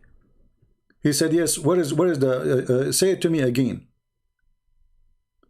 You Christians have written multiple gospel. That's a lie. You see, we Christian, we did not try multiple gospel. You are a liar, and this is why we rejected them. Otherwise, what we wrote, we will accept. It's us. We wrote them, right? You are saying. So you are a liar. That's number two. Number one. Number two. Now you said you accept Sahih Hadith. Here we go. Do you accept this one? That the Prophet was bewitched. Abbas, do you accept this hadith? That the Prophet was bewitched?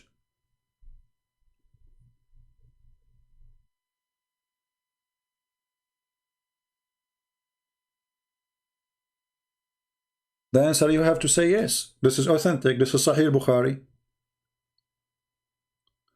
So now what we learned, that the Prophet, he is a person who is an illusionate, whatever you want to call it, illusionate. He imagined things happening. So Abbas, do you accept this or not?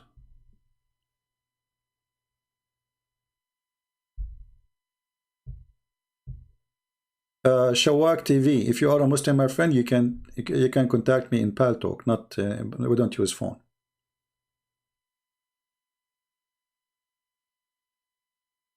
Abbas did not say he accept. So what is the drama about Sahih and not Sahih? So you are saying this is not Sahih Hadith, but you don't accept the Sahih Hadith anyway. Look how coward you are. Abbas is always driving. Don't worry about it. Abbas is always driving. He drives all the time. He drives his wife crazy. He drives his kids crazy. He's like Muhammad, and he is imagining himself right now driving. He's not driving. He's imagining himself driving. So Abbas, do you agree? This is issue need to be explained in details. I don't care, explain in details. Do you accept that your prophet was bewitched? Yes or no? So now he need to explain to you in details. A second ago he was fighting of this is not a strong hadith, authentic hadith. Now we need to explain to us in details. So what you notice now, that there's nothing for the Muslims. They have nothing. Islam is empty, because if the Sahih Hadith is not Sahih for you, then the Quran is an empty book. There's nothing in the Quran. So what do you have? So what do you have? You have nothing. Smile, Abbas, we took selfie for you.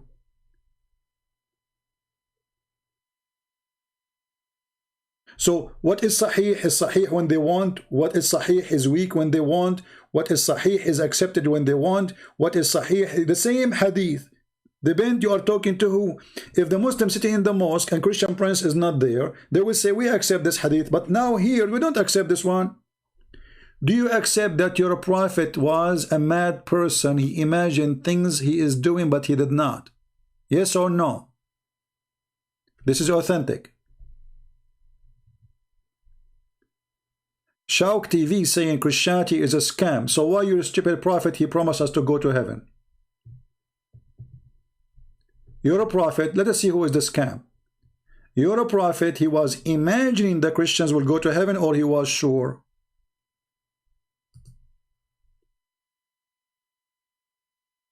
This hadith is false. Guys, look. This hadith is false, but this is Sahih.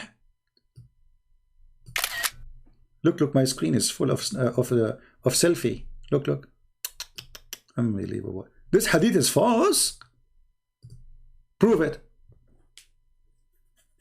Abbas, you are a coward and you are a liar. Stop your car in the side of the way and stop lying and call me. Show me the proof that Sahih al-Bukhari is lying. Because Allah, He promised to protect Muhammad. So Muhammad is false then. So what you just admitted, that if this hadith is true, Muhammad is a false prophet. Thank you very much. But this is authentic hadith.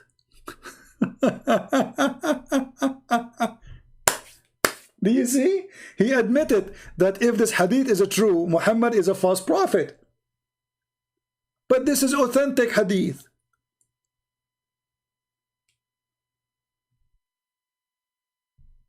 Thank you, Abbas. Muhammad is a false prophet. Finally, you have to agree.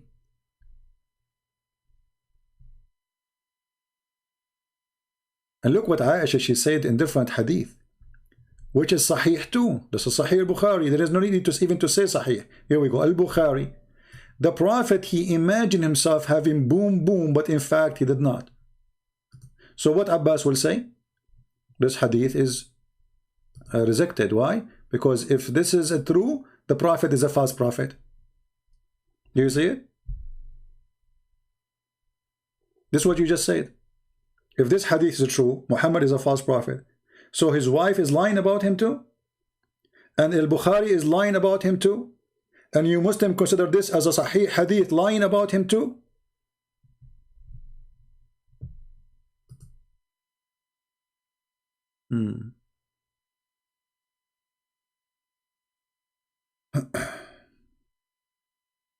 Bamsi B, while you are posting for us those verses, what what is your problem, my friend? You have a problem? You are quoting for me Allah was exist thousands of years ago when there is nobody have Allah, and what's your problem with it? They are desperate trying to change the topic because Muhammad is an embarrassing person. It's an embarrassment for every Muhammadan to see the stories of Muhammad. The Muslim, they have those stories for centuries and centuries, and this is authentic hadith, and nobody complain. Nobody say it's not accepted. Nobody say it's a shame how we can accept that. But today, because we are getting busted, suddenly this story is rejected. By who? By a chatter in YouTube, not by scholars. Scholars will not dare to say so.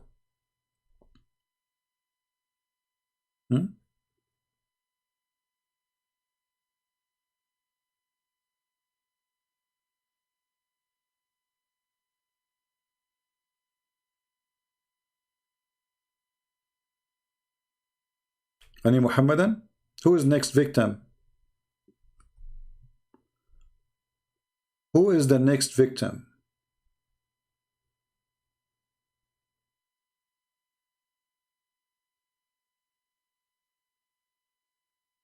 Anyone he will try to defend Muhammad?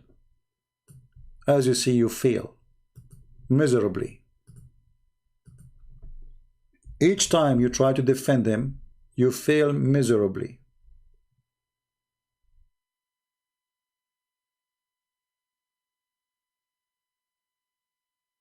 Big failure.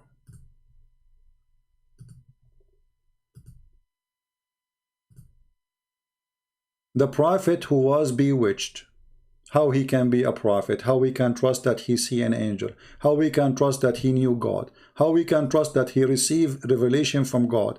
He is bewitched. Muslims saying that to us. Muslims in their books saying Muhammad was bewitched.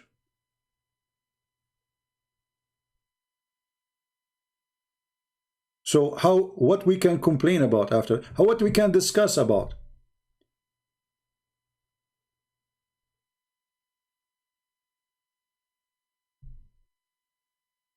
Bamsi will call me. Okay, give me a call, Bamsi.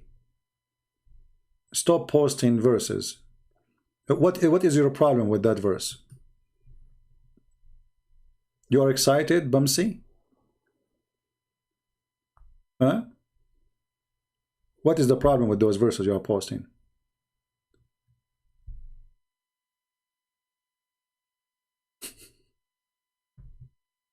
Stupid people.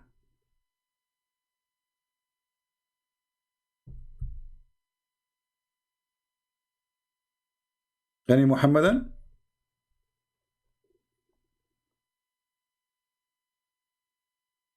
What, Bimsi? What, you are laughing? What you are laughing about? What, my beloved child? You are laughing about what? It says there,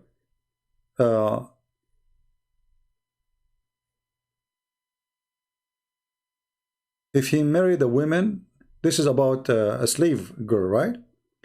Okay, if a slave girl, if a person, he bought a slave girl and he allow people to pay her ransom to free her, because she usually, those are people who they are servant, not really the word is slave here. This is the stupid ones, like those people, they post things they don't know.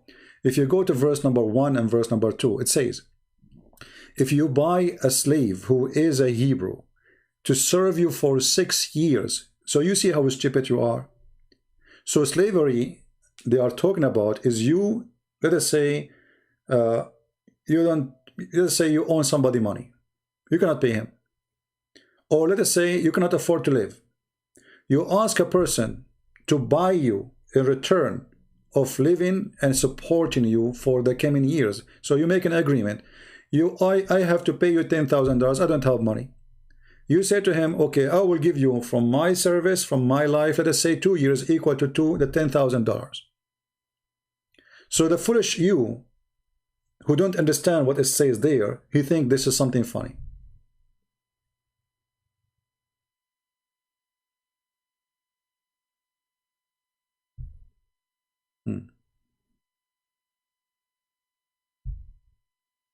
Now, do you dare to call me? I will ask you the same question about your prophet. When you're a prophet, he captured women and he raped them. Did he give them a freedom after 6 years? Did they offer themselves to be slaves? Or he raped them and he killed their husbands?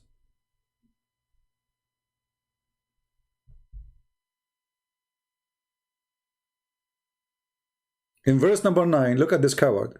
In verse number 9 it says, if he married her from his son, he should treat her as his daughter. So why you are laughing? Because you are stupid. Ha ha ha ha ha ha ha ha ha ha ha ha ha ha ha. Stupidity is amazing. Garbage in, garbage out. Garbage in, garbage out. Why you are posting for us verse number 10, you don't post verse number 9?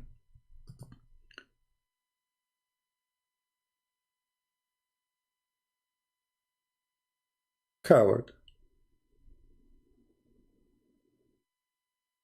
Like Muhammad. Anyway. Any Abdul?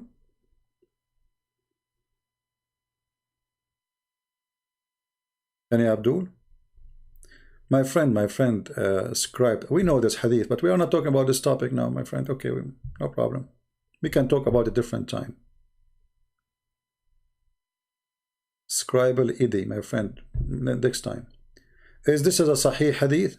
Well, the Muslims, they will say to you, this is not Sahih when they want. It is Sahih when they want. But this is exist in the book of Al-Islam al-Dhahabi, volume number 1, page number 72.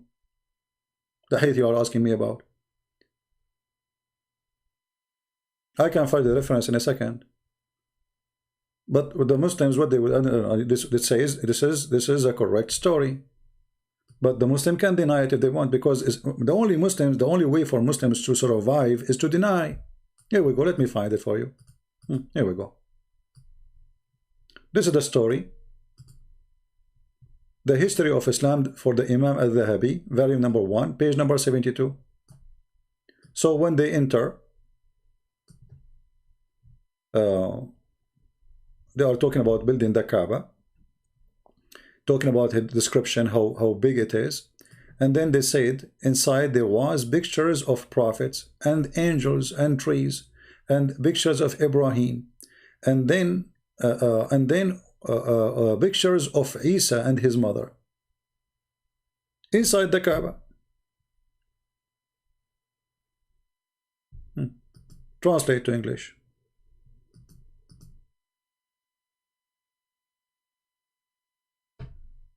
Okay. So what,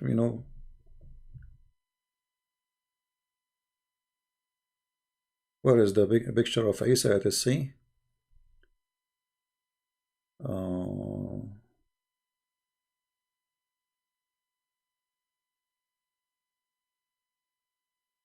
I don't see in the translation. It says here, okay, and yeah, the translation is not showing really. Oh, here we go. Sorry, it says here. So when they enter the Kaaba, they have the image of Jesus and they cover it. You see it? So, what I will say, no comment. But this will not really help us in anything. For us, those things is, you know, they are useless. Meaningless in the same time. Always when you fight a cult like Islam, hit the head of the snake. Don't look for the tail. Don't look for the tail.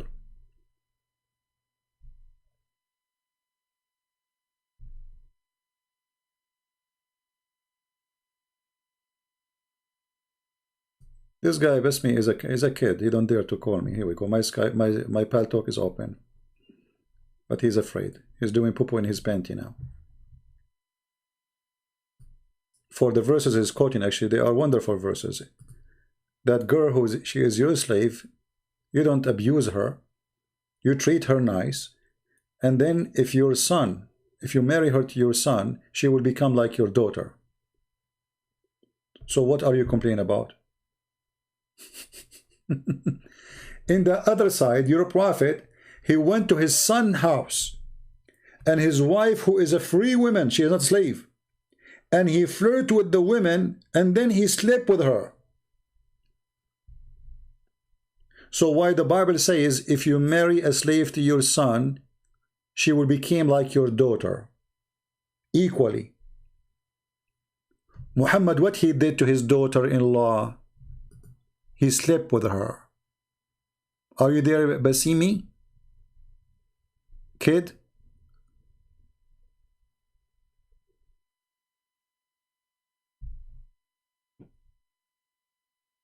Anyone? Just ignore him, just a kid. Alright. So our video should be over from 2 hours, 3 hours ago. And, you know, here we go. We're still going. But it's fun to answer Muslims. Basimi Bey is a part of a black-only Muslim group called the Moors. How you can be a Muslim and you are black? I mean, who in the world, how a black person can accept to be a Muslim? Islam is anti-black people.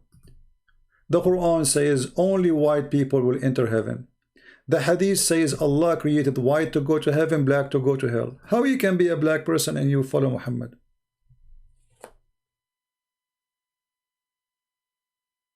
You tell me. Isn't it Muhammad, he said that Allah, when he created the black, he created them from the left shoulder of Adam, and he said, let them go to hell and I don't care. And when he created the white people, he created them from the right shoulder of Adam, and he said, let them go to heaven and I don't care. Is that a fabrication made by me?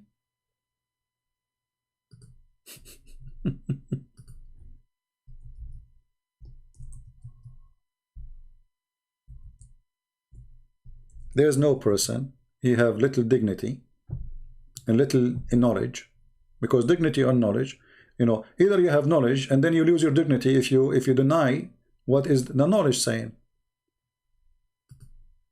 Which one is you?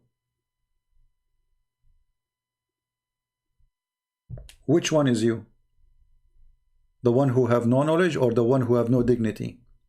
If both, that even is more stupid.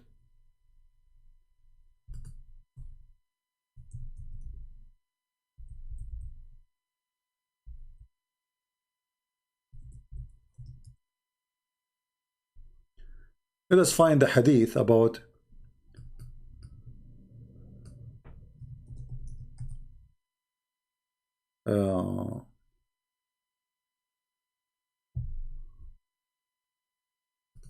here we go.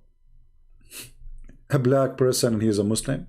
The Muslim, they keep talking about Bilal. Bilal, he died and he's a slave. Poor guy. Muhammad never freed him. Allah Messenger, peace be upon him, this is at-Tirmidhi.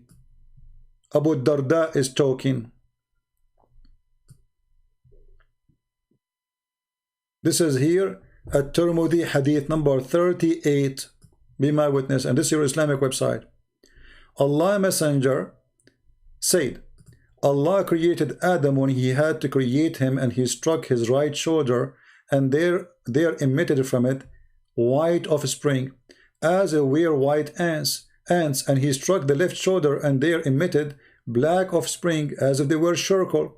And he said to those who emitted from the right shoulder, which means the white, for paradise, and I don't mind. And those who emitted from the left shoulder, they go to hell, and I don't mind. Who in the world want to believe in such a mad religion? Racist cult, white supremacist cult. Nobody have knowledge will do. So I'm assuming this person in the chat, who he claimed to be a part of a black group, Muslims, he have no idea what Muhammad is about. He's just a potato, literally a potato. They dip him in the oil as they wish, and they fry him as he wish, and he is happy for that because he's a potato. How in the world somebody is black when I believe in such a garbage?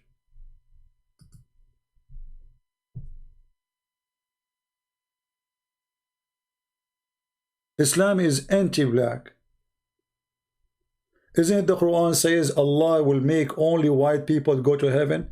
All believers will be white, all disbelievers will be black. And this is Quran.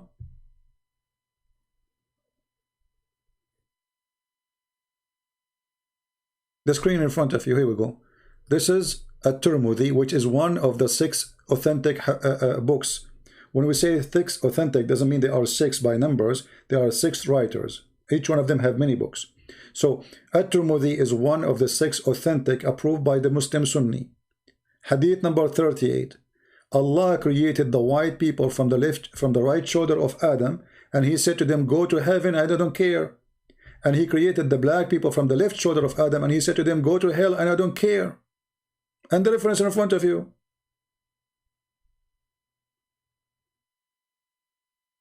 And then you say to me, you are a black who believe in Islam. Why?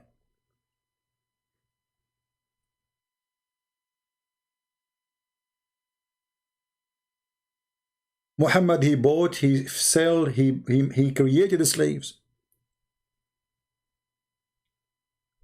Muhammad, he called the black people raising head. He made fun of their look. He claimed that Shaitan is a black person. The most person Allah he hates is a black man. That's what Muhammad said.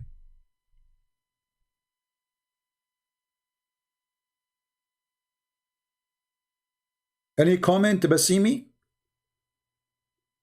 Or you want to play dead now?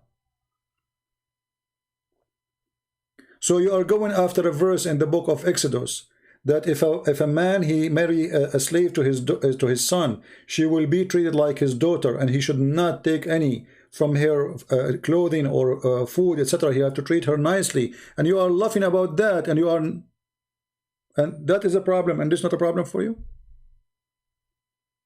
Hypocrite, liar.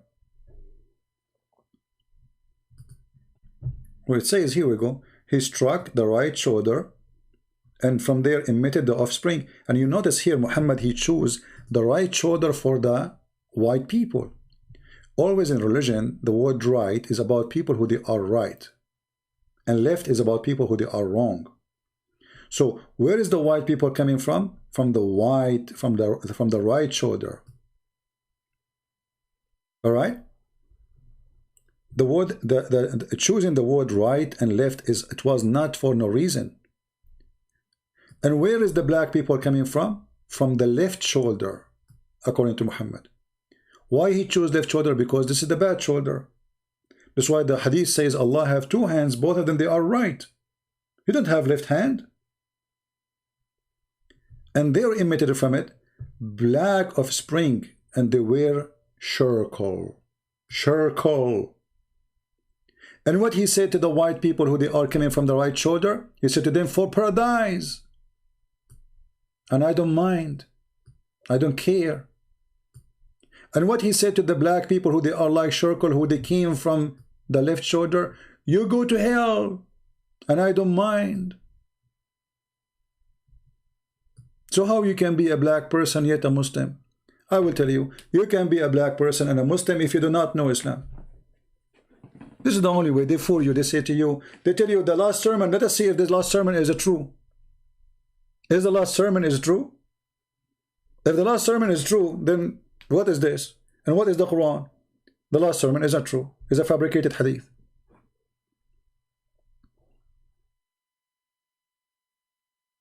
With Jesus, there is no free, there is no slave. There's no Greek, there's no Hebrew. There's no white, there's no black. There's no Asian, there's no African. For all is one by his name.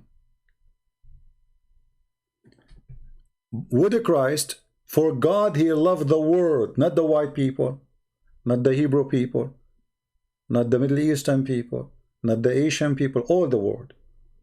All the world. For God he loved the world, so he sent his only begotten Son.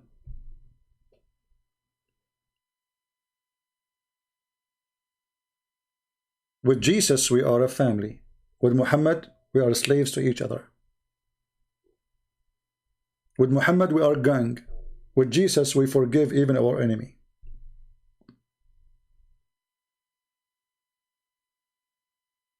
So when somebody claims to be a black person yet he is a Muslim, he is just fooling himself. This is a white supremacist cult. Go watch the video of Sheikh Mink, who was talking about how Muhammad was so white. Not this guy, the other video we play for you. He was what? He was so white. They are proud about how white he is. You will find tons of hadith about how white the underarm of the Prophet, how white his cheek, how white his face, how white, even it's the hadith says, the one who said the Prophet is black, kill him. So how you can be black and you believe in Islam? If we go in the Quran, we will find the following. Let's go to the Quran. What about the Quran? You will say the Quran is a lie too?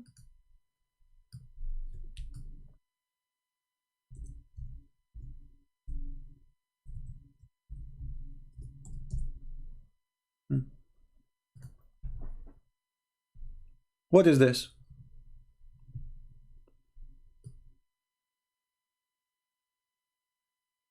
The faces will be white and the faces will be black. Chapter 3, verse 106.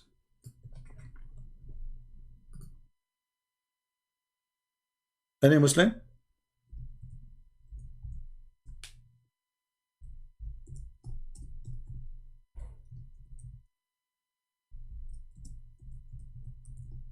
Any comment?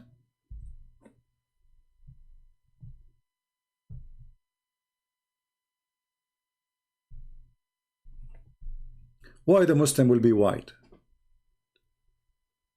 and all non-Muslim will be black?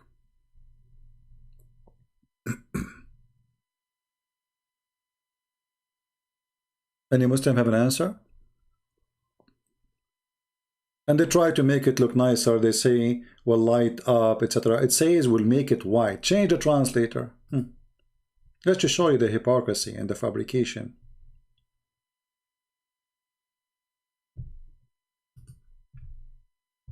Is Allah going to make our faces white or what? On the day of resurrection, when some faces will become white and some faces will become black.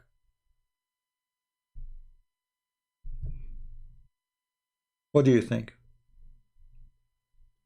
Why it's not the opposite? Why it's not that Muslims will become black and the bad ones will become white? Why we will not be, I mean, what is that? For Islam, simply make it clear that if you are a white person, you are a good person. If you are a black person, you are not. Even Muhammad, he says, the black stone was white like milk, but the sin of mankind make it black. So the black stone is not black, it's white. But sin make it black, which means those who they are black, according to Muhammad, the racist Muhammad, they are black for a reason. What is that reason, Muhammad? Muhammad, he says, this is because they are sinners.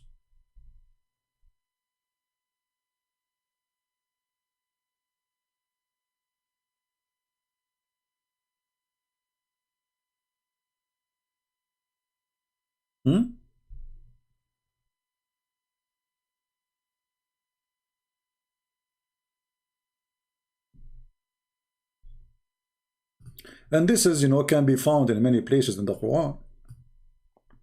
Even if you read the story about the beast who will come from the ground. Look, all those stories is saying the same.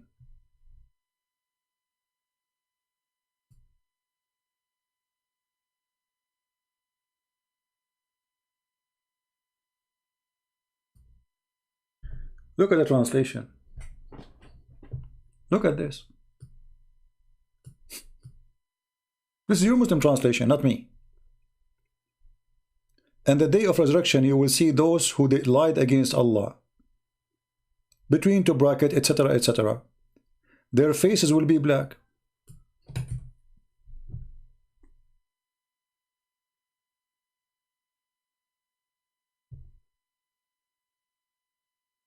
CP, read Sahih Muslim, hadith number. Okay, let me find Sahih Muslim for you, Muslim proper, and I hope you will not regret. I will search for it.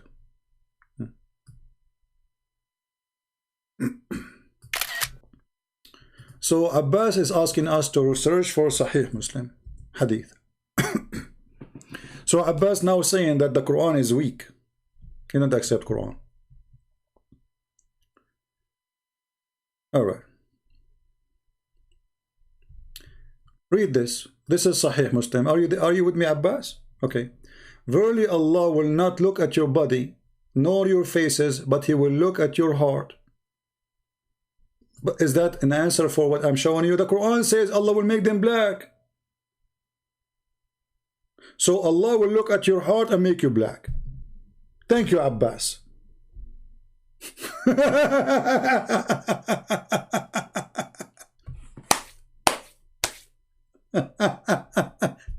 When I say stupidity is amazing, I mean it.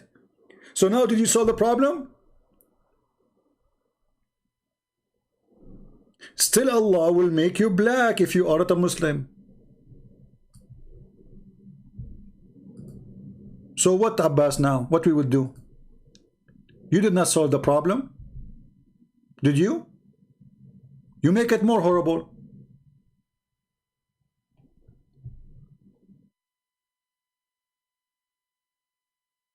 Are you there?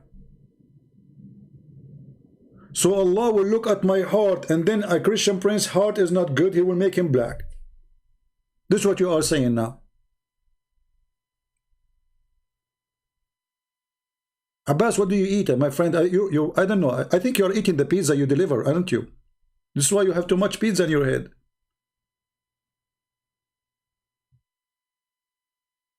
Still Allah will make me black. So what is the point now?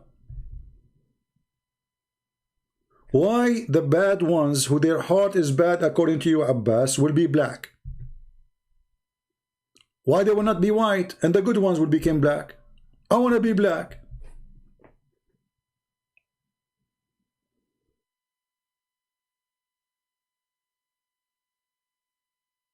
Stupidity is amazing. What about the story of Al-Jassasa? Shall we go there? I mean, guys, my video is short, huh? My video is very short. How many of you hate me? Be honest. When Christian Prince says today we will make the video short, and now we are live on air for how many hours? 4 hours? Hey guys, today we are going to keep the video short, okay?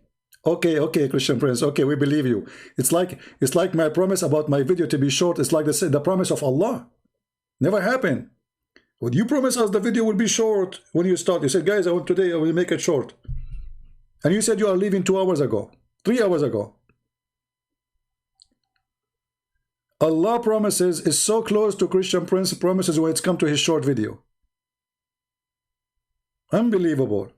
If we go to chapter 27, verse number 82, you want to die laughing? Do you? Do you want to die laughing? Do you?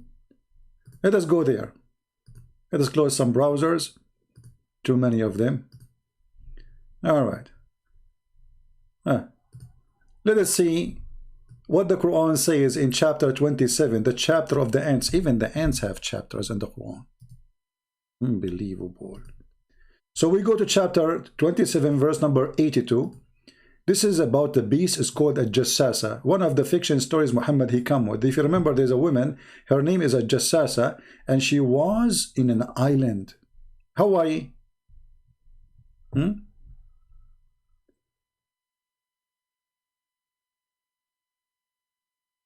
Their illness in their heart. So still, why Allah will make them black? If their illness in their heart, what does have to do with their skin color, you idiot?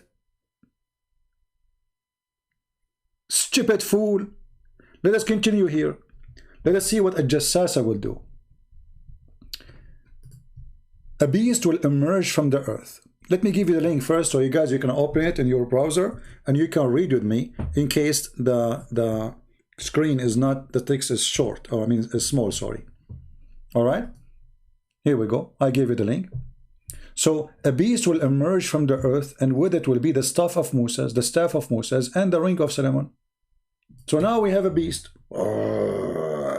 Okay, will come from the ground, and this beast have all the magic tools. The ring of Moses, which controls shaitan, genie, do magic with it, control the flying carpet, and the stick of Moses, which he can do magic with it. He can split the sea, etc., brother.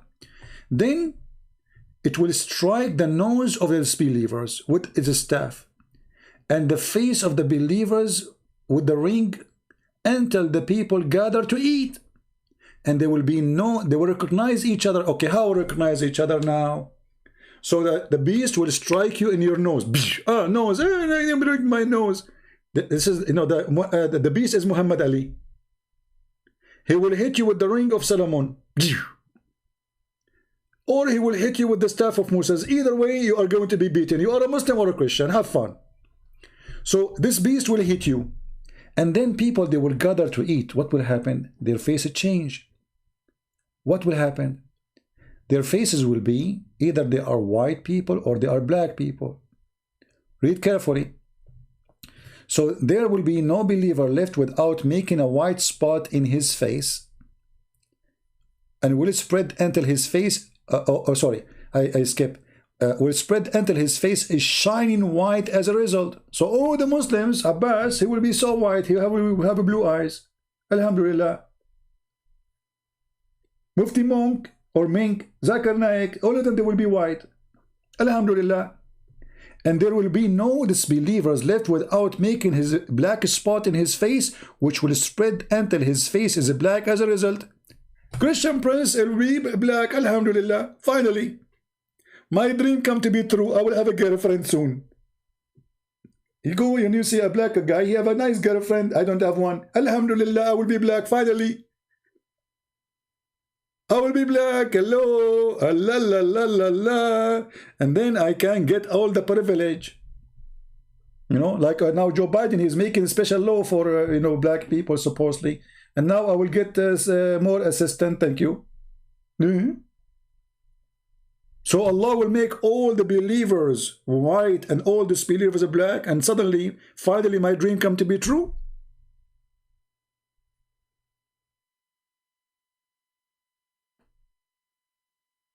And then this idiot Abbas, he says to us, Allah will not look at your face or your body, he will look at your heart. So if Allah care for the heart only, why he is making people? There's two kinds of people in the world, according to Allah, white and black. What about the Asian? Hey Asian, you lost in the field of the rice. Sorry, Muhammad, he forgot about you. Only white and black. What about the Asian? What we will do with them? Even the Asian Muhammad, he made fun of them. He said, don't fight the Turk as long they did not fight you.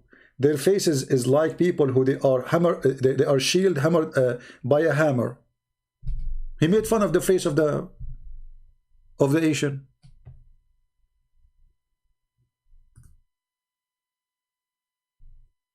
I mean, why this guy?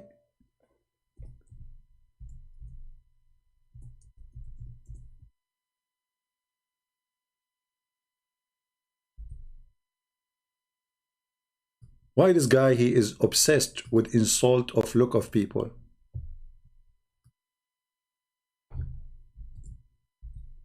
How you can be even a Turkish? Muhammad, he believed Turkish are evil people. Muhammad never predicted the Turkish will become Muslims. Actually, he said that the Turk will be Muslims, but they will be infidels until the judgment day. So leave the Turk. Leave them as long they leave you. And then he described how their faces look like.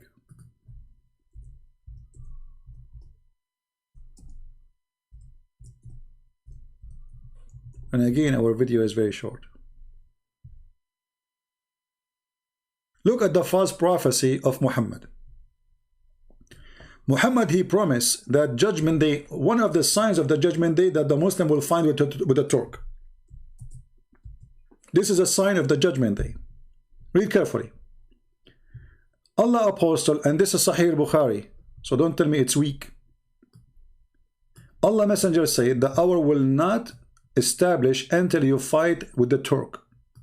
People with small eyes and red faces and flat noses, their faces will be look like shield coated with leather. The hour will not establish till you fight with the people who their shoes are made of hair.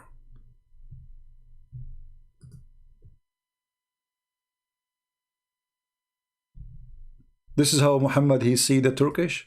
The Turkish already Muslims.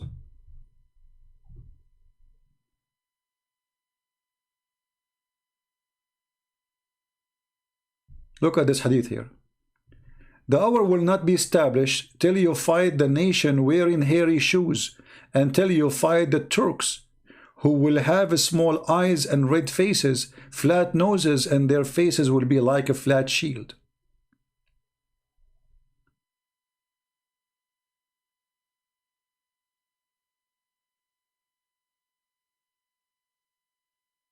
And they are the most hateful people to Allah. Where is the prediction?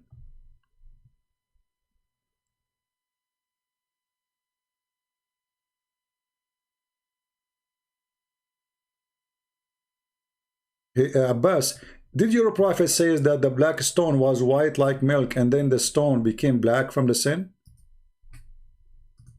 Yes or no?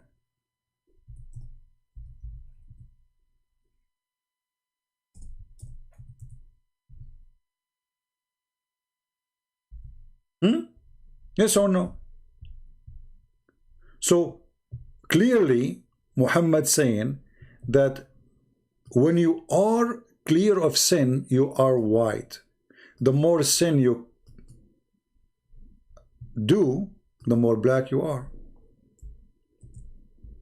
Faith in Muhammad.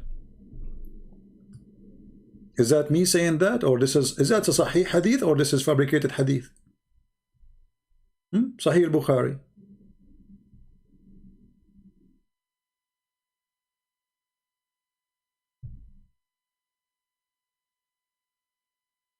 Read and love. So what we will do now? All this garbage.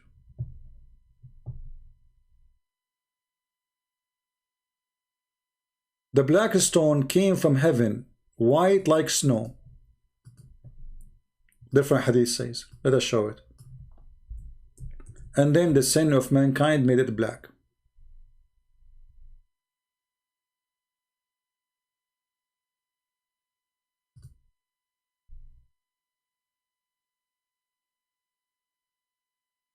What you will do?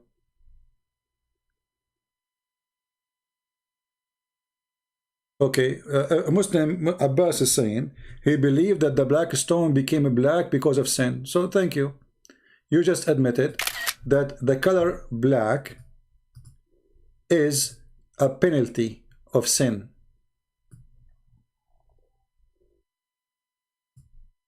Correct, guys? By agreeing with this, you admitted that you as a Muslim believe that the black color happened because of sin. Even stones.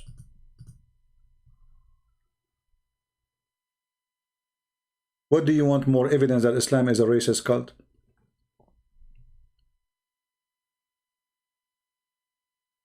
The stone is white when there is no sin. The stone is black when sin is there. So the transformation from white into black, according to the filthy Muhammad, it's because of sin. So thank you, Abbas, for agreeing with Muhammad. Why the black stone is black? Because of sin, he agreed. So what make you black? Sin. What make you white? Not to be sinner. That's what you just said.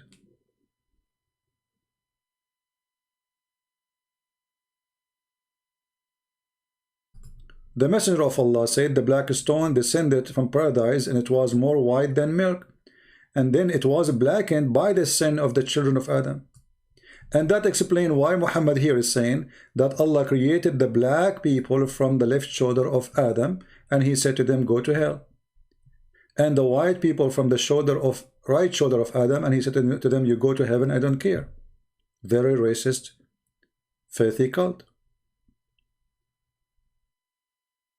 This is why the Quran praised the Arab.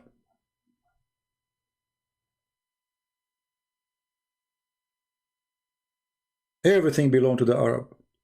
Abbas, his name is what? Is Arab a name. Why? Because he lost his identity. In Islam, you cannot keep your own names. You cannot keep your religion. I mean, you cannot keep your culture. Even Muhammad, he says, the one who is proud about his heritage before Islam, tell him to go and bite the penis of his father.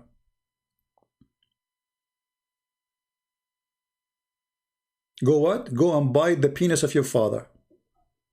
This is a prophet of God talking.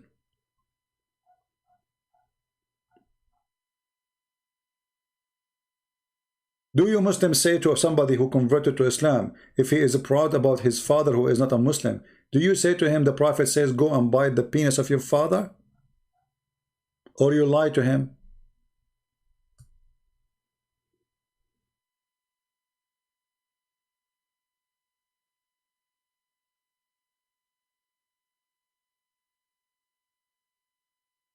Right?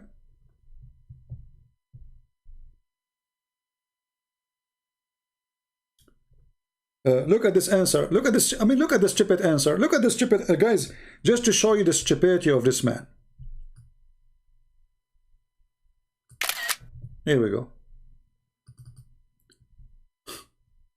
Why the clothes of the Kaaba is black? Because of the dirt. And the one who made it black is not even the Muslims. Is it you Muslim who dressed the Kaaba? This is something exists before Islam. You are just a silly person. The Kaaba was dressed by a burqa because the Kaaba contained a vagina, which is the black stone.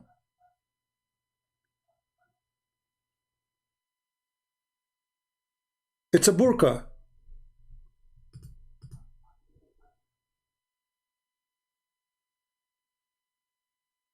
And this Kaaba, it has a vagina, big vagina. It's called the black stone. And the Arab, they used to go naked around it. Totally naked. What is the religion was there? Sex religion. Otherwise, I change any Muslim to tell me, what is the religion require people to go naked around the Kaaba? Any Muslim can tell me? Is it me who's saying that? In nudity. They what? They go, the tawaf is not something the Muslim they came with. This is the pagan Arab who used to go totally nude. Nude. In the state of nudity. Do you see it? What is the religion require the people who believe in it to go naked around it? You tell me. Nude, nude. Do you know what nude? And you will not find one verse in the Quran Muhammad complain about going nude around the Kaaba. Any Muslim can tell me why? Why Muhammad did not make one verse against going nude again around the Kaaba? Nude, nude, nude, totally nude.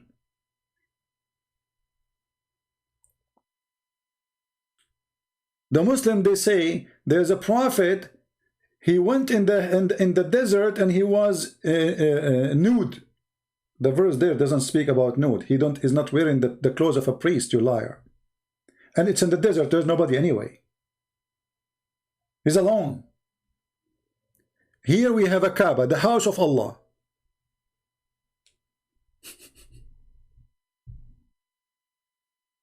No, you just admitted that the black color is the color of sin. and the closing of the Kaaba is not from Allah anyway. Is it from Allah? Is it closing the Kaaba from Allah? Stupid. This is stupid, naive. We showed him that Allah will make all the people black if they are not Muslims. We showed him the black, and he agreed. The black stone became black because of sin. We showed him that in the judgment day, Allah will send the beast. He will make everybody is white. Everybody is disbeliever black, and everyone is a believer white. And still he say, we close the Kaaba with the black. Yeah, this is a pagan practice before Islam. Have nothing to do with you. You copy everything from them. Otherwise, I challenge you to tell me why even you close the Kaaba. Hey, go ahead, tell us why you close the Kaaba. Abbas, I'm waiting for you. Guys, do you think this potato, they are to tell us why they are closing the Kaaba? Why? She's a woman? Why you want to close a building?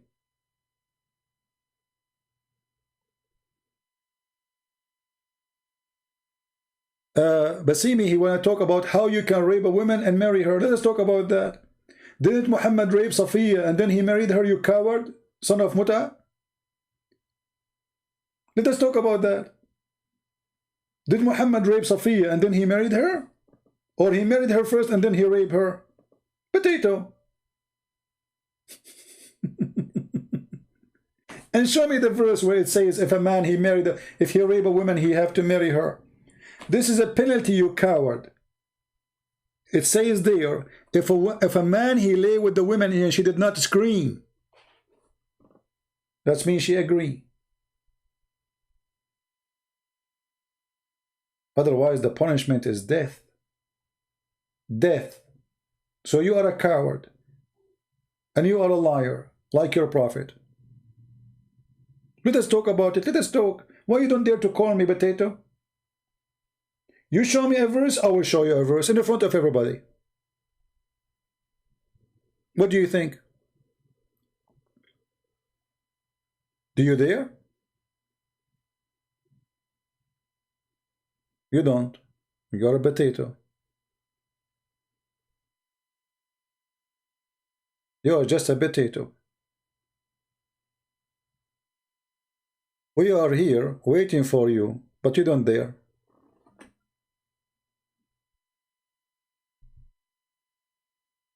Potato, like your prophet.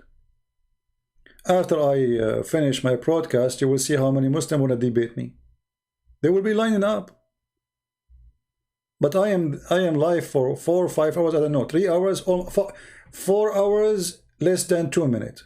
Almost in a minute from now, I will be live on air 4 hours, and yet not even a single Muslim want to call me.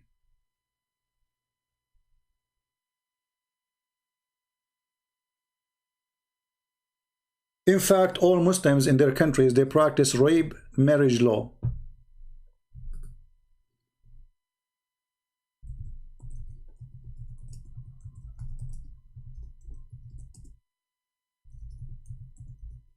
Morocco, Tunisia, Libya, all of you, based on Islam.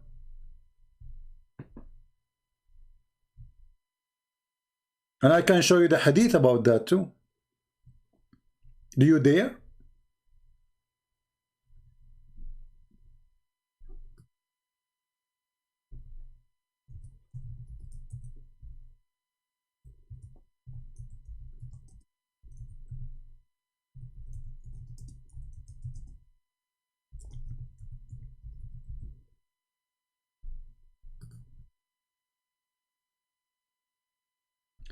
They laugh at us, but the fool, they are the one who practice it, not us. This was thousands of years ago, and if a woman, she got raped, nobody will marry her no more. That's it, her reputation is gone. This is what you do today in 2020. Do you see it? And when the Moroccan government, they end that law, the Muslims, they were so upset because they were trying to follow the atheist. Same we can find in Tunisia, same we can find in Libya, same we can find in Egypt, same we can find in Jordan.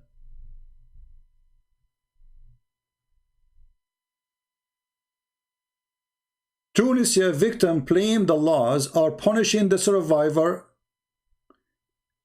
and rewarding the victim. Tunisia, Morocco, Algeria, Egypt, and this potato is laughing.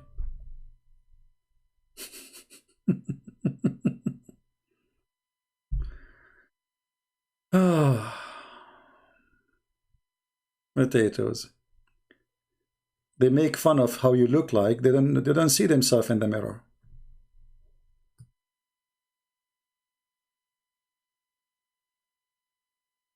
What about Jordan?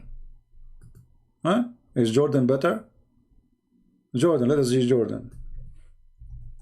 Shall we go as all Islamic countries one by one?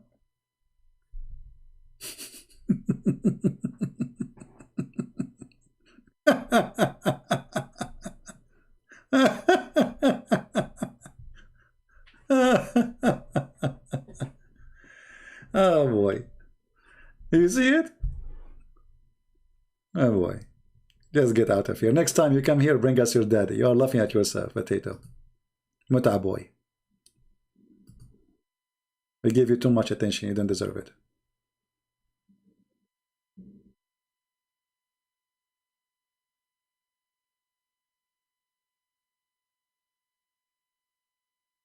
Get out. Anyway, guys, I want to say thank you for being here. We will not keep this video. I mean, I don't know how you can download. It's 4 hours, so I think I have to delete it now. Or it's 4 hours, too long. I don't think it's possible to download this video, or for all of it, unless you have a very good connection. Anyway, I will keep it for maybe a few hours. Those who want to download it, they can download it, and otherwise we have to take it down. It's too long to be kept anyway. So I want to say thank you all for being here. And as you see, Muslims, they are in disability, not because we disable them, but because they have nothing to say. Everything they accuse you with is what they have, not us. They accuse you of rape, they are following the prophet of rape. They accuse you of deception, they are following the God of deception. Everything they throw at you is what they do. And if there is something happening wrong to them, they blame the Jews.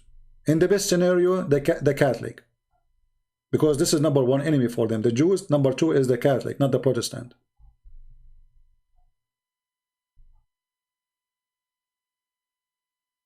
This is how Islam is. Funny cult, stupid cult. Islam exists only if you are ignorant. So help me to fight the ignorance of people, so nobody can fool you. And as you notice, all those 4 hours, not a Muslim was able to answer anything. And here we go. I will give you my final answer before we go to Abbas. Abbas, why you Muslims cover the Kaaba by a burqa? I will give you 100,000 years to find me the reason. And when you find the reason, you will cry. I want you to find me who is the one who covered the Kaaba with the clothing and why he did it. So we can laugh together, Abbas. We are waiting. Thank you. God bless you. And see you soon again. Christ is Lord. Islam is false. And happy Sunday, everybody. Take care.